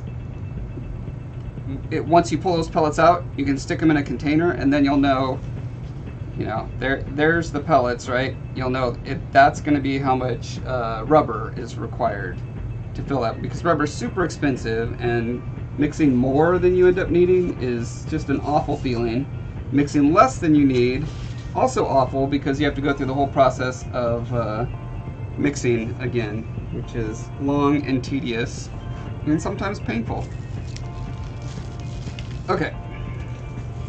I'm trying to figure, do I want to start cutting this?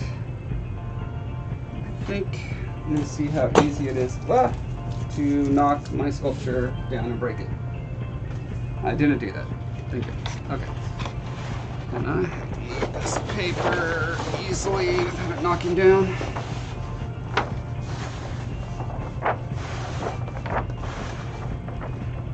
Good enough. Okay. I don't want to have to keep re-rolling and clamping that when I cut it. Let's see. And my T-square over here.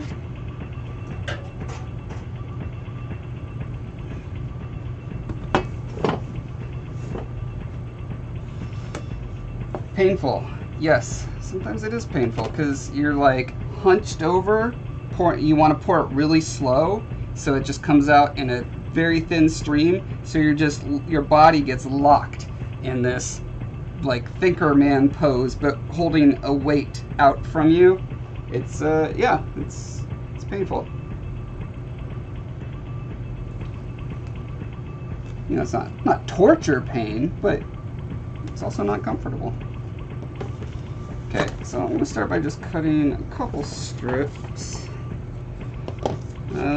Just to refresh myself and y'all, what I'm basically doing is building one of these type of things, which is a bed designed specifically to hold the particular shape of your thing stable.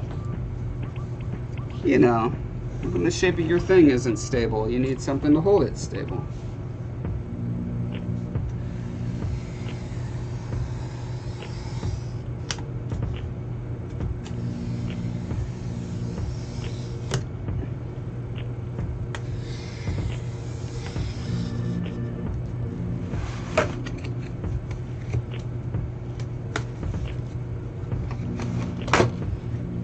This could be done with cardboard, but I actually couldn't find any cardboard laying around.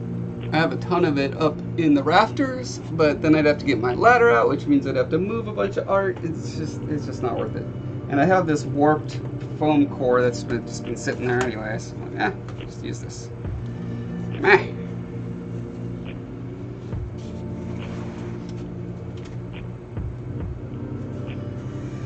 Damon, did you sleep through the day? Is that why you're up right now?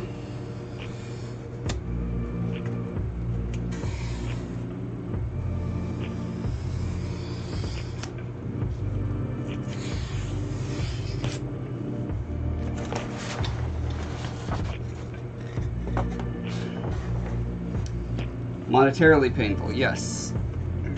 You know, they say that psychological pain is equivalent to physical pain, so that's a thing. Let's go make base of it. So,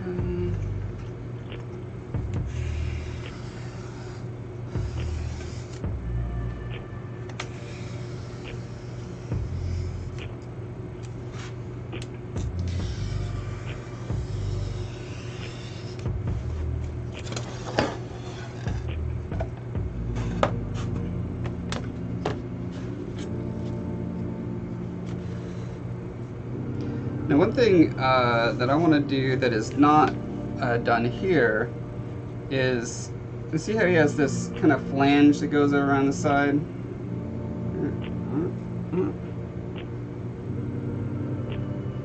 This little flange. What he does is then he piles on the plaster, but he has to keep leveling it off to get it to not slump over, spill over the side. And so what I was doing with clay was basically building up these kind of miniature walls to dam it in. But I figure since I'm building this custom box anyway, I might as well build up little, you know, side thingamajigs to help keep the mother mold material in place.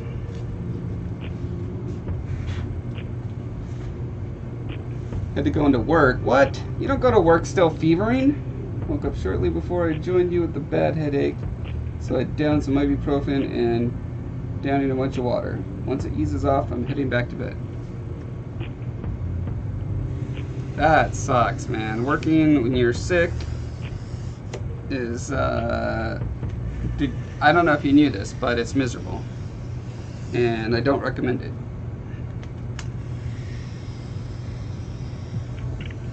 Is it just because you used all your time off on your vacation?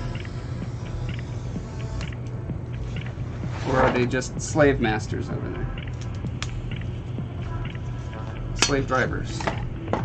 Master slaves. Master blasters. Surely they're one of those things. Who runs by the town?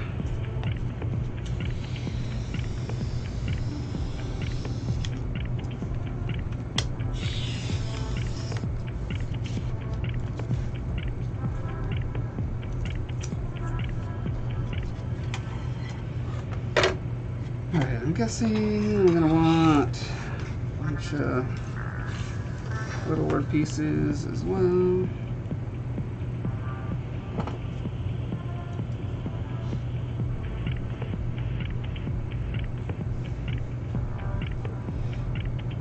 I love my job and it's super slow, so it isn't a big deal. Now we have a ton of plugs, cuttings arriving right now, and we had a few customers come in for material at a big home show this weekend.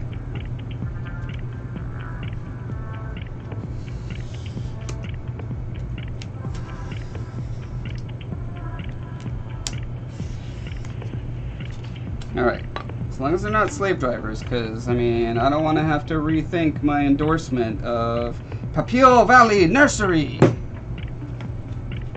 Brought to you by Breath of Life Development live streams with Josh Foreman.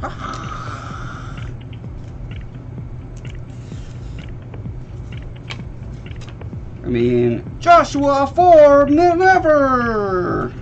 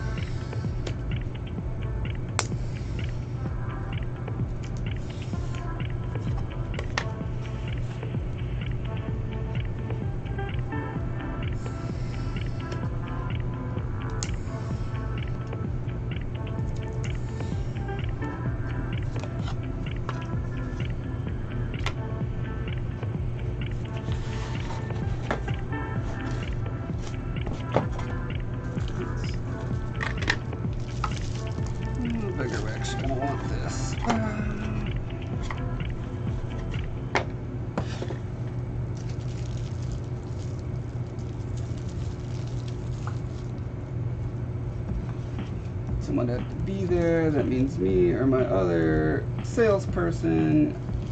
But it was icy, and I was gonna make her drive me. Well, what a hero.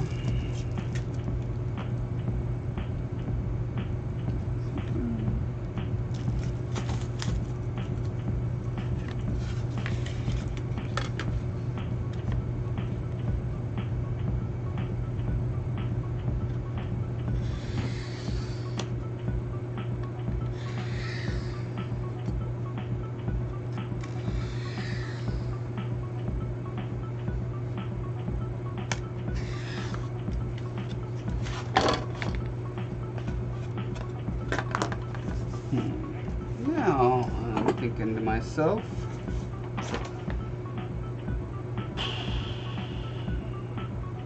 if let's see, I'm resting this guy like so, I'm building up the clay for the one side of the mother mold, and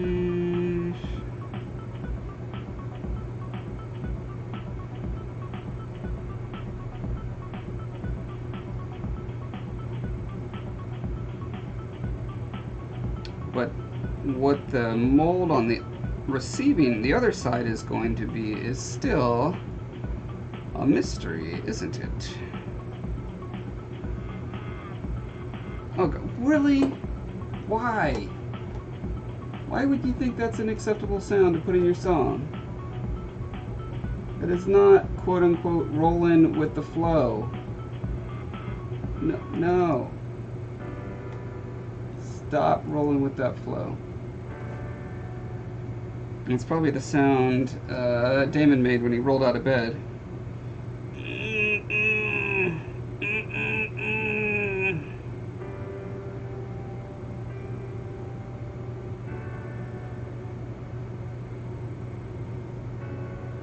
I'm also trying to figure out how he got these super cool little tabs to make sure the rubber like slots into the mother mold perfectly, because in these shots it would just sit. Let's see, so that creates that shell. He flips it over. He's got all this just kind of random stuff here.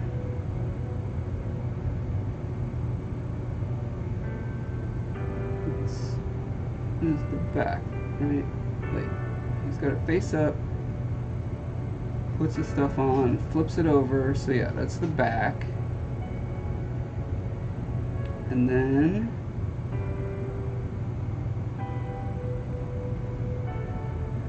wait a minute. I think there's some shenanigans going on here, because there's no vents on this side, which there need to be. Oh, maybe I have these out of order. No, I can't have them out of order, because no plaster. Every other shot has one plaster mold. Oh, look at that. See, another problem is, like, I was just trying to order them on the sheet the way I had them saved. They were not in order, so I was just doing my best guesswork. How does this not... Oh, maybe there is a hole right there that we can't see. That would make sense of that. Okay.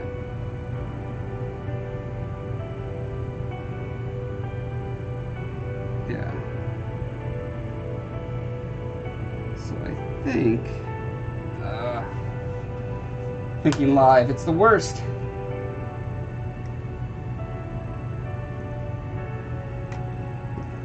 Really need to find that camera and mic you have hidden in your bedroom. Hey, how do you think I get my inspiration? If you turn off the camera and mic, I won't know how to do art anymore.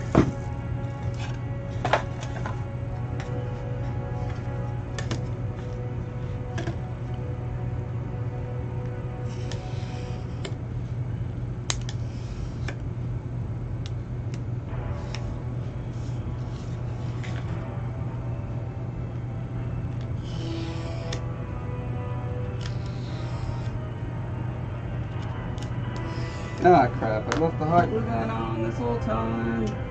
Means the battery's gonna die any minute now. Drat it all to heck.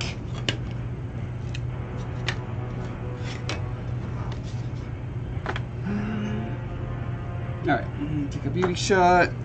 This stuff.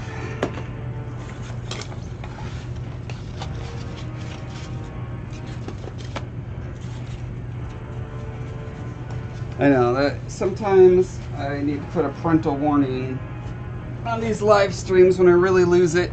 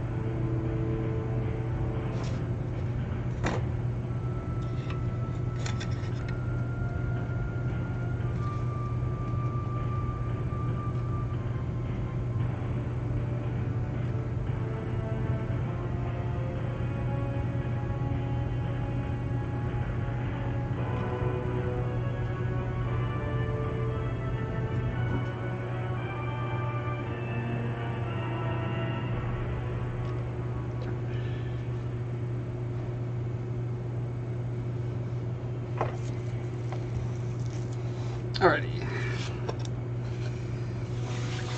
Let's build a bed.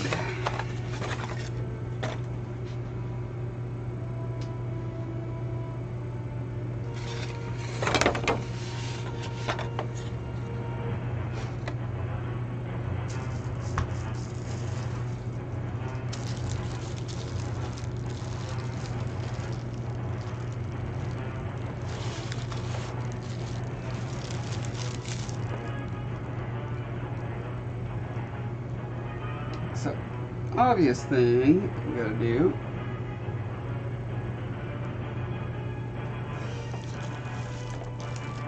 actually, back of the head and back of his disc is pretty. Oh, shoot! Oh, you know what I forgot? Yeah, I really need to do that. Okay. Backing it up a step. Take it all back.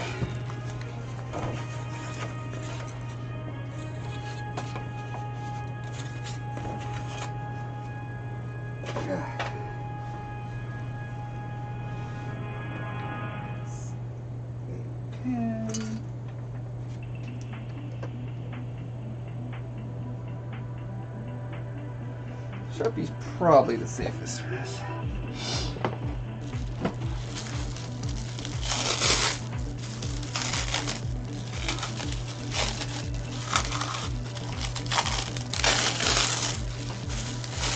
All this hardcore wrapping I did for naught.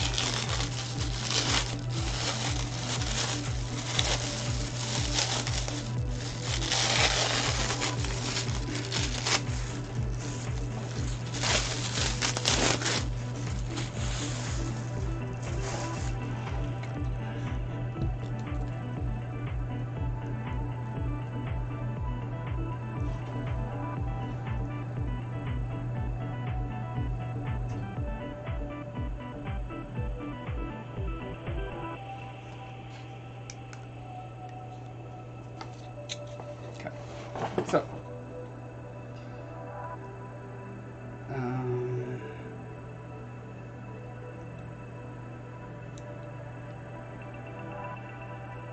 gonna do the seam line along here. Might be a bad idea to do this. I think it's probably the best way to go. And then I'm trying to figure out where's the best place for the two parts of the mold to pull apart. Would it be over here, over here? Usually you want to do it on the highest point. So something like that could work. Could be there, could be there. The further back it is, generally, the nicer it is, because then if you have any problems with your seam, it's not seen as much.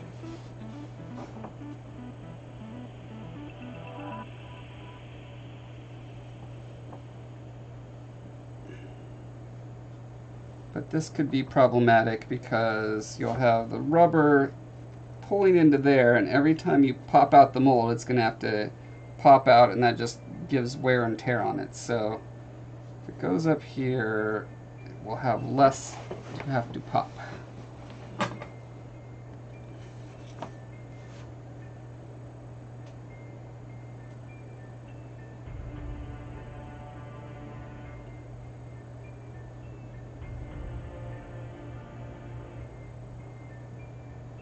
It's also important, you know, I wouldn't want to put a seam here because it's hard to get in there with your tool and get the clay for the seam really nice in a place like that. So the more it's on the surface and the fewer acute angles there are, the better.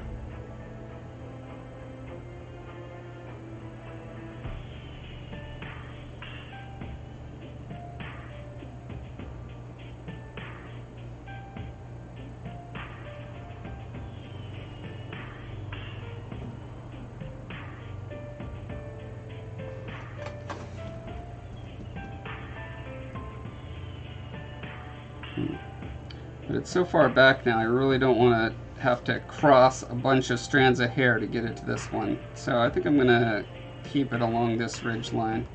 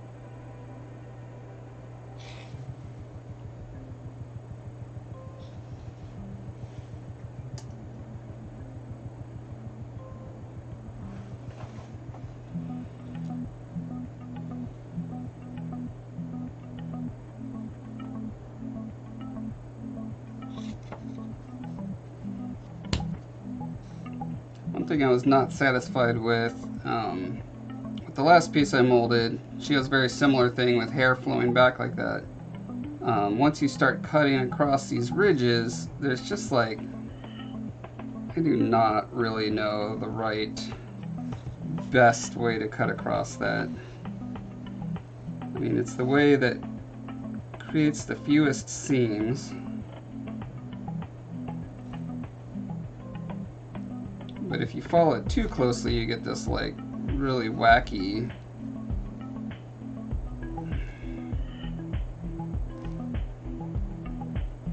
the less wacky the line, I think the better.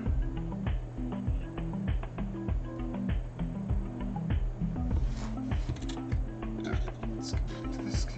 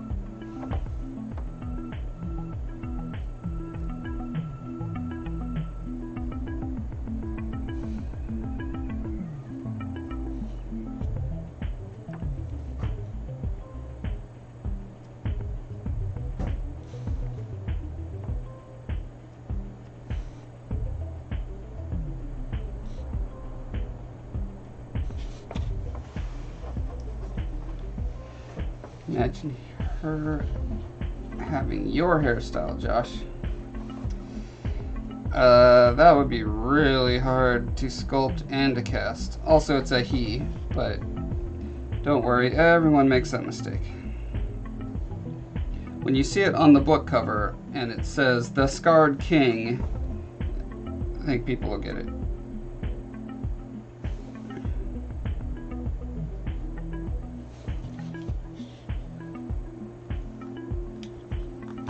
Okay, so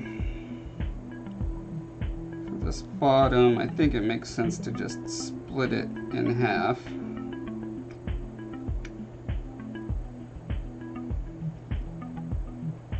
But it is going to need to get all the way over there.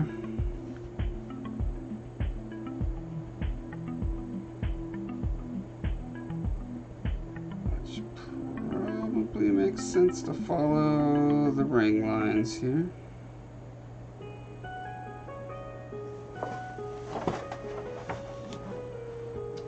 Twitch is derping again. Oh, I'm sorry.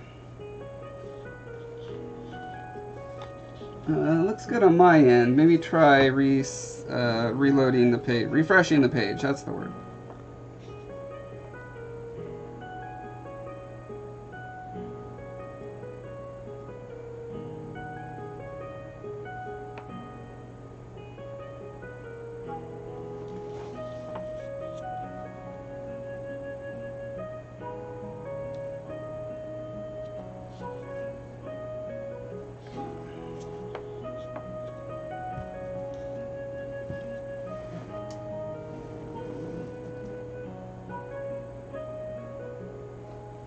Probably had to buffer because it was so impressed by my line work.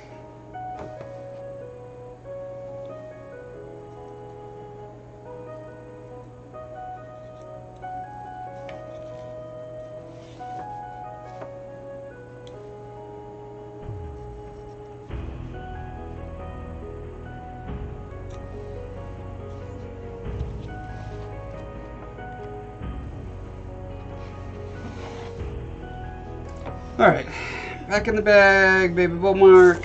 Sorry about that.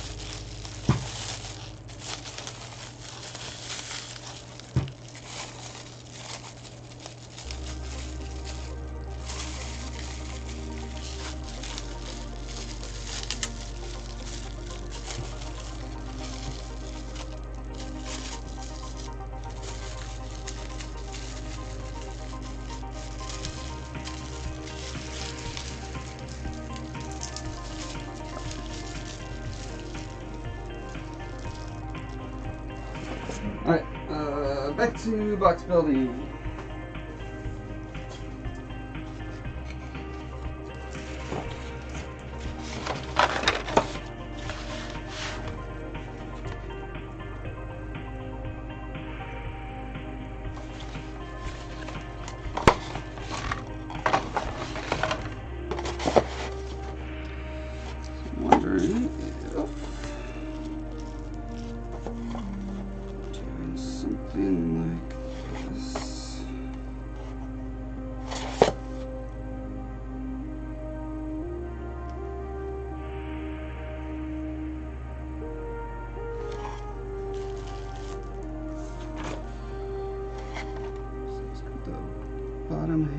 out like that, but again, I don't have to do it that way. I kind of like the idea.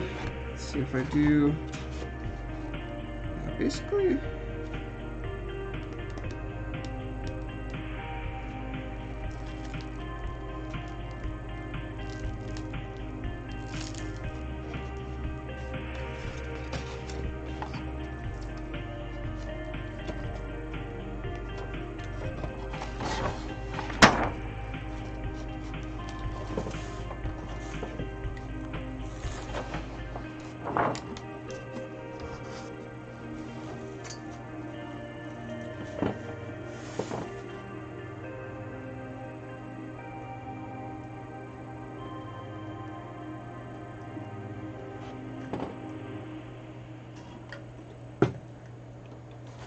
Okay.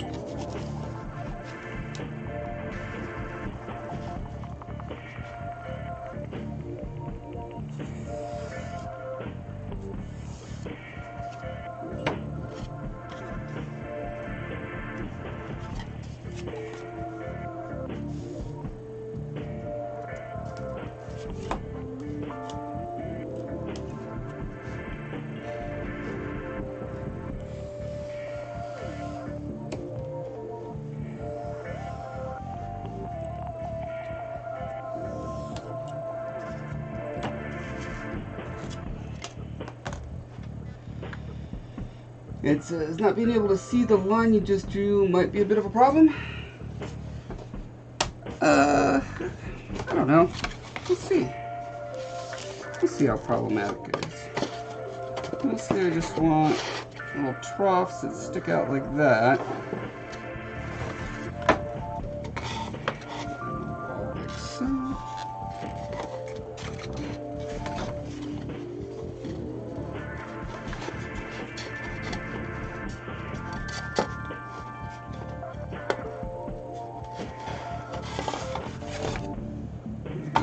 Break out another piece.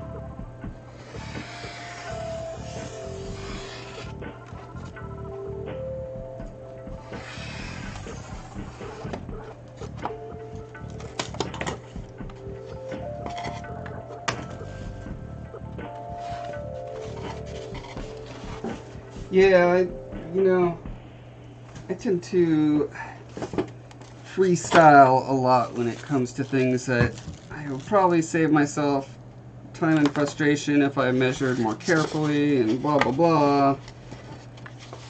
But on the other hand, the amount of, I think it's more a thing, it's just like I'm really not good at numbers and measuring.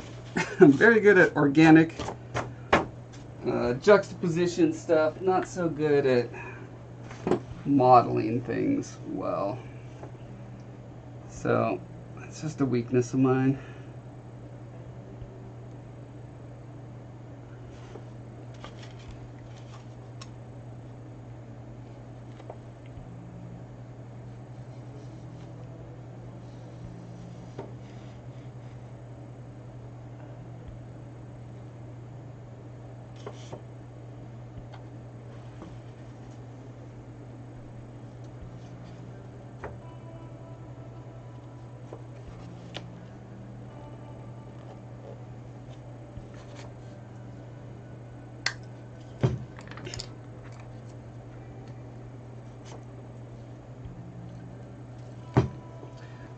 You do.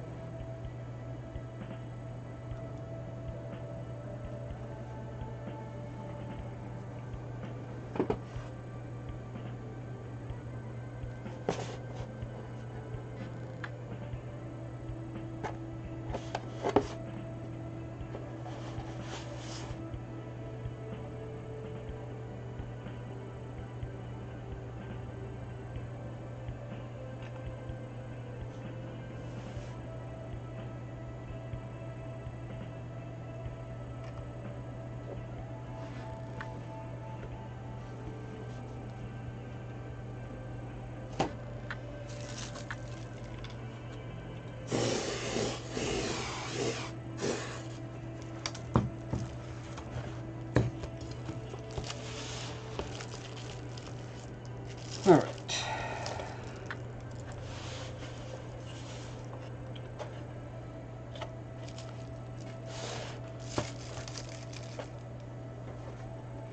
So we don't have to worry about how, suspending them up like this, I don't think, because once we flip them over, he's got the mother mold there that's going to support that. Oh, that gives me a great idea. I should use some pieces of wood to have a stable platform on the outside of the mother mold. Aself is in cut. Thank you for the subscription. Okay, so do I actually need more? Yes, I need stuff to be able to put the rubber on, so I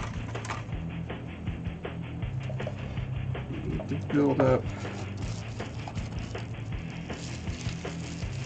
I don't want to do it down in the first one. Let's see, because the rubber needs to go down to there. Mother mold does not need to follow the rubber, but there's no reason for it not to.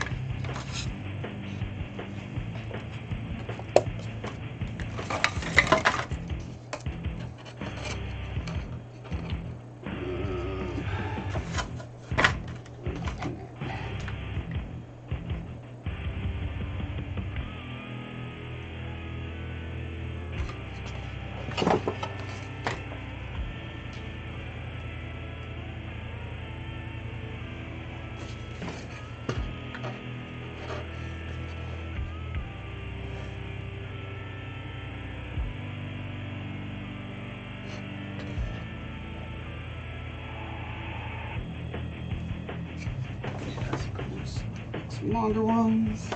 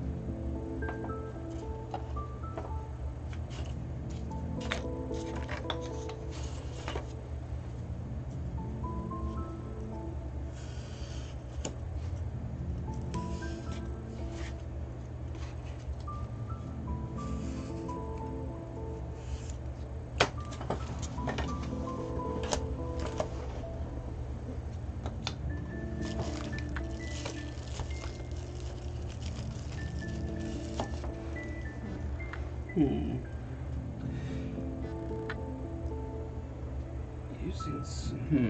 I use clay to stabilize him now, or that thing across there would work pretty well. Let's give this a try.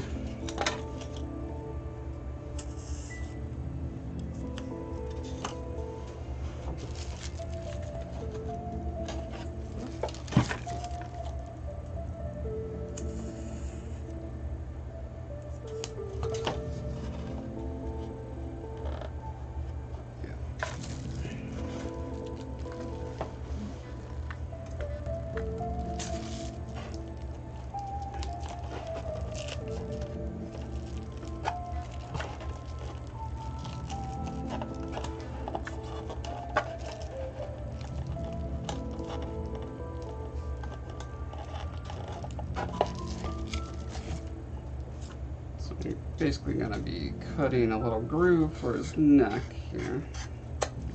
Something to anchor him in place. And I build the clay around him.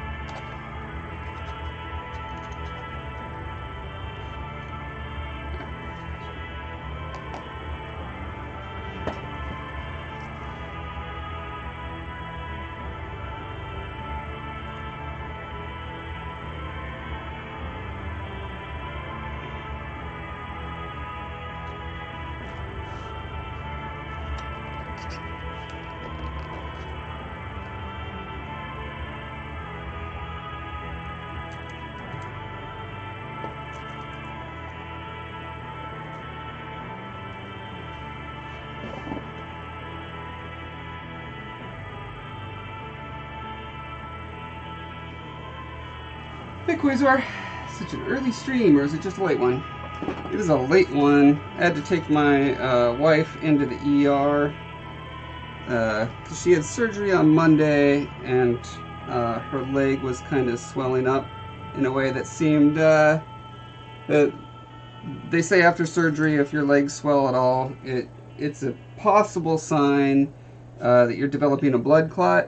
So they say you gotta go in, and so it was later in the afternoon. No doctors were available, so we had to go into the ER, and the ER is always at least a 3 or 4 hour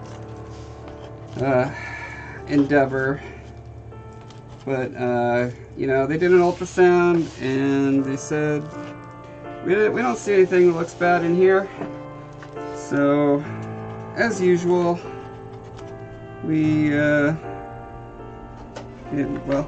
as usual, nothing was seen.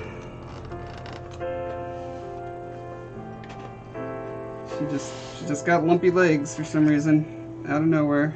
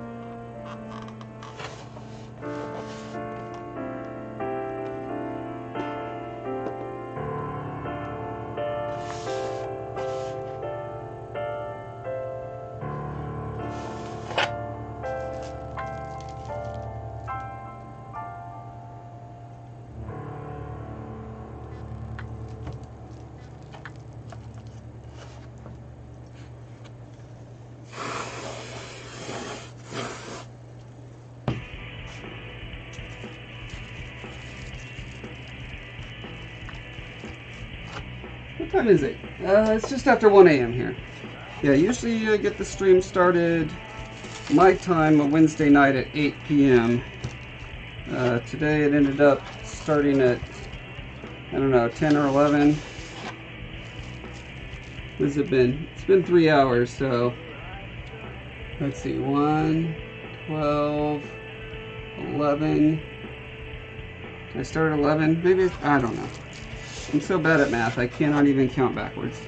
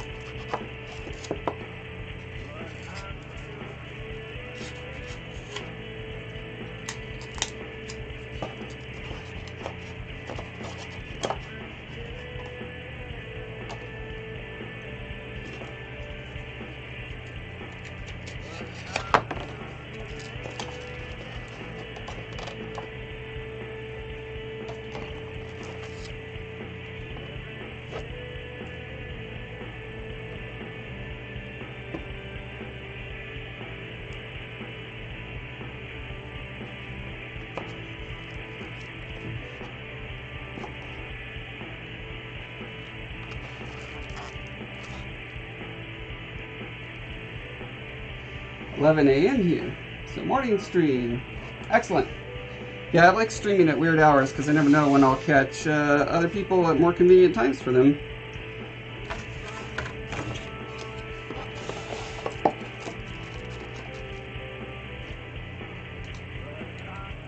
I don't know why I didn't do this in the first place.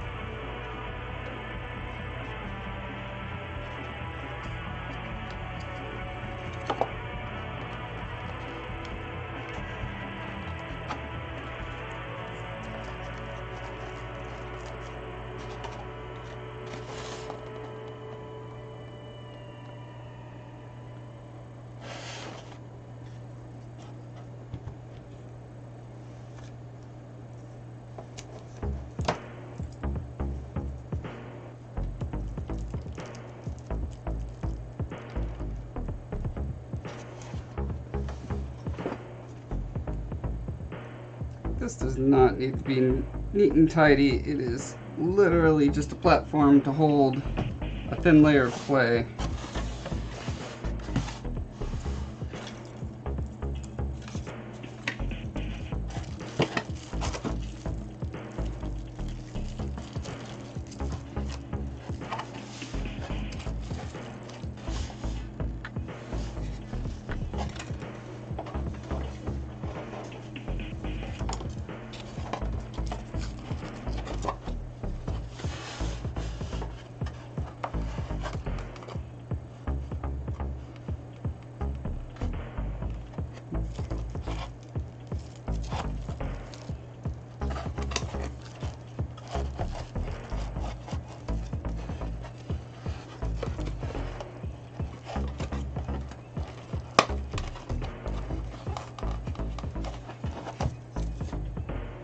Wait. Huh?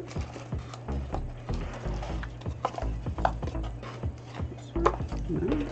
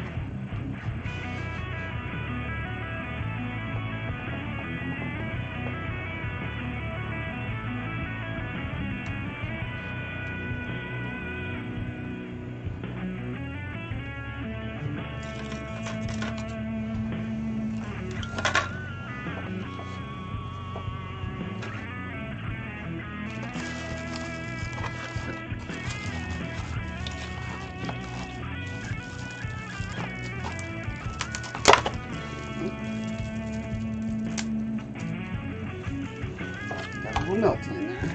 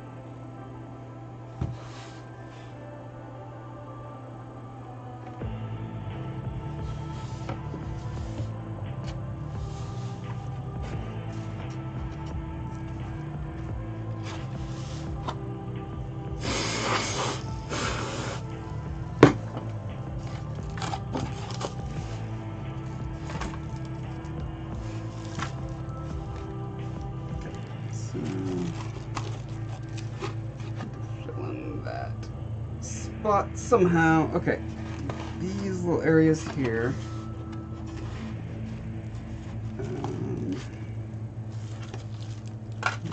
To have maybe up to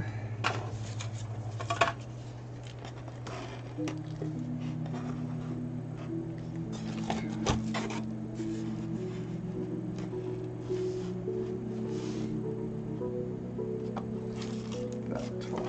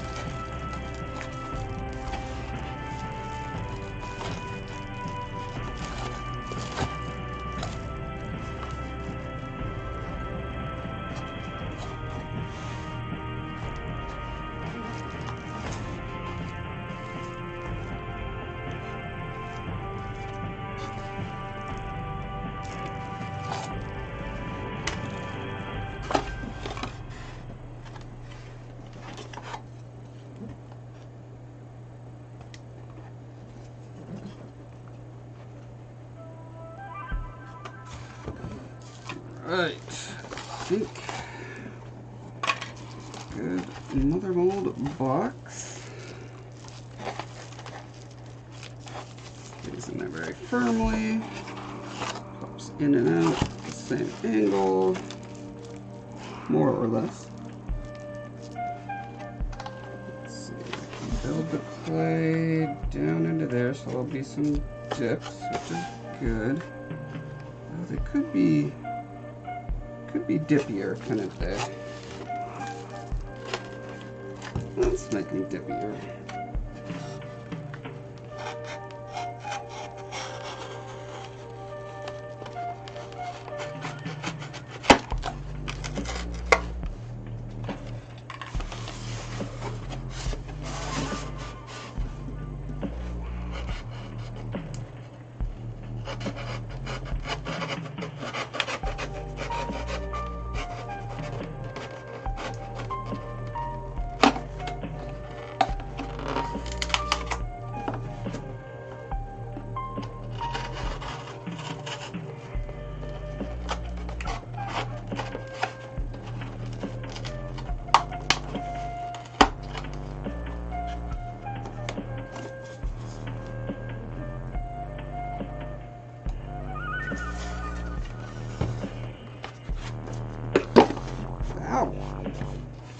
Stab myself.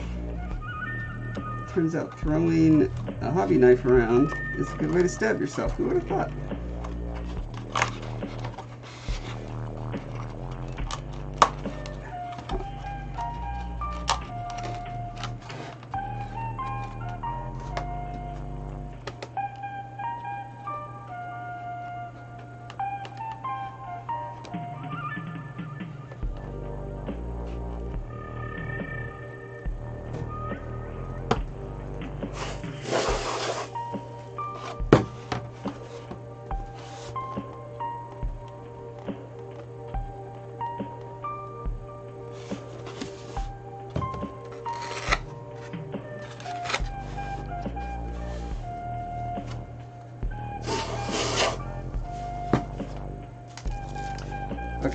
Will this be sufficiently dippy? Yeah, okay. So now the clay can naturally smooth down.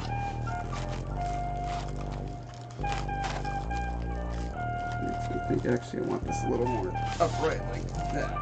Which is fine. Yeah. It's fine.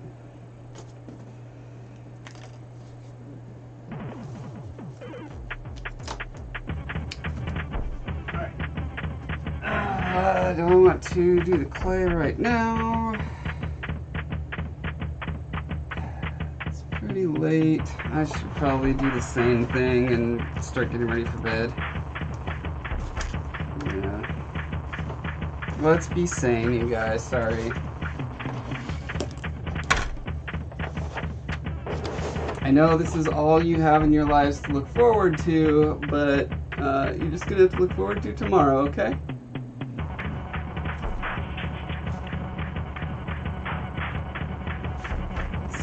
Picture.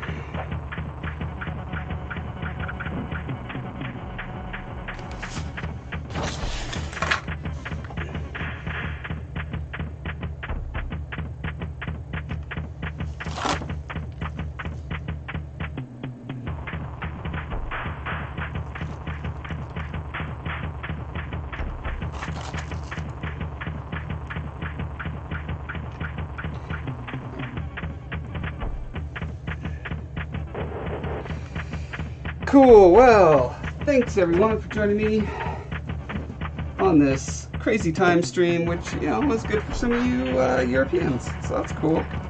Always happy to please the Europeans.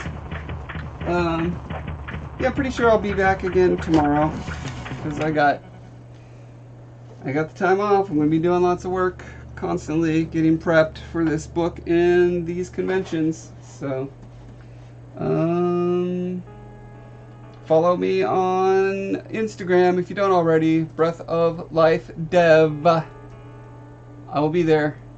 I always announce when I come here on there. Also on Twitter and Facebook if you don't follow me there. I'm also there. So now you know. Alright, bye.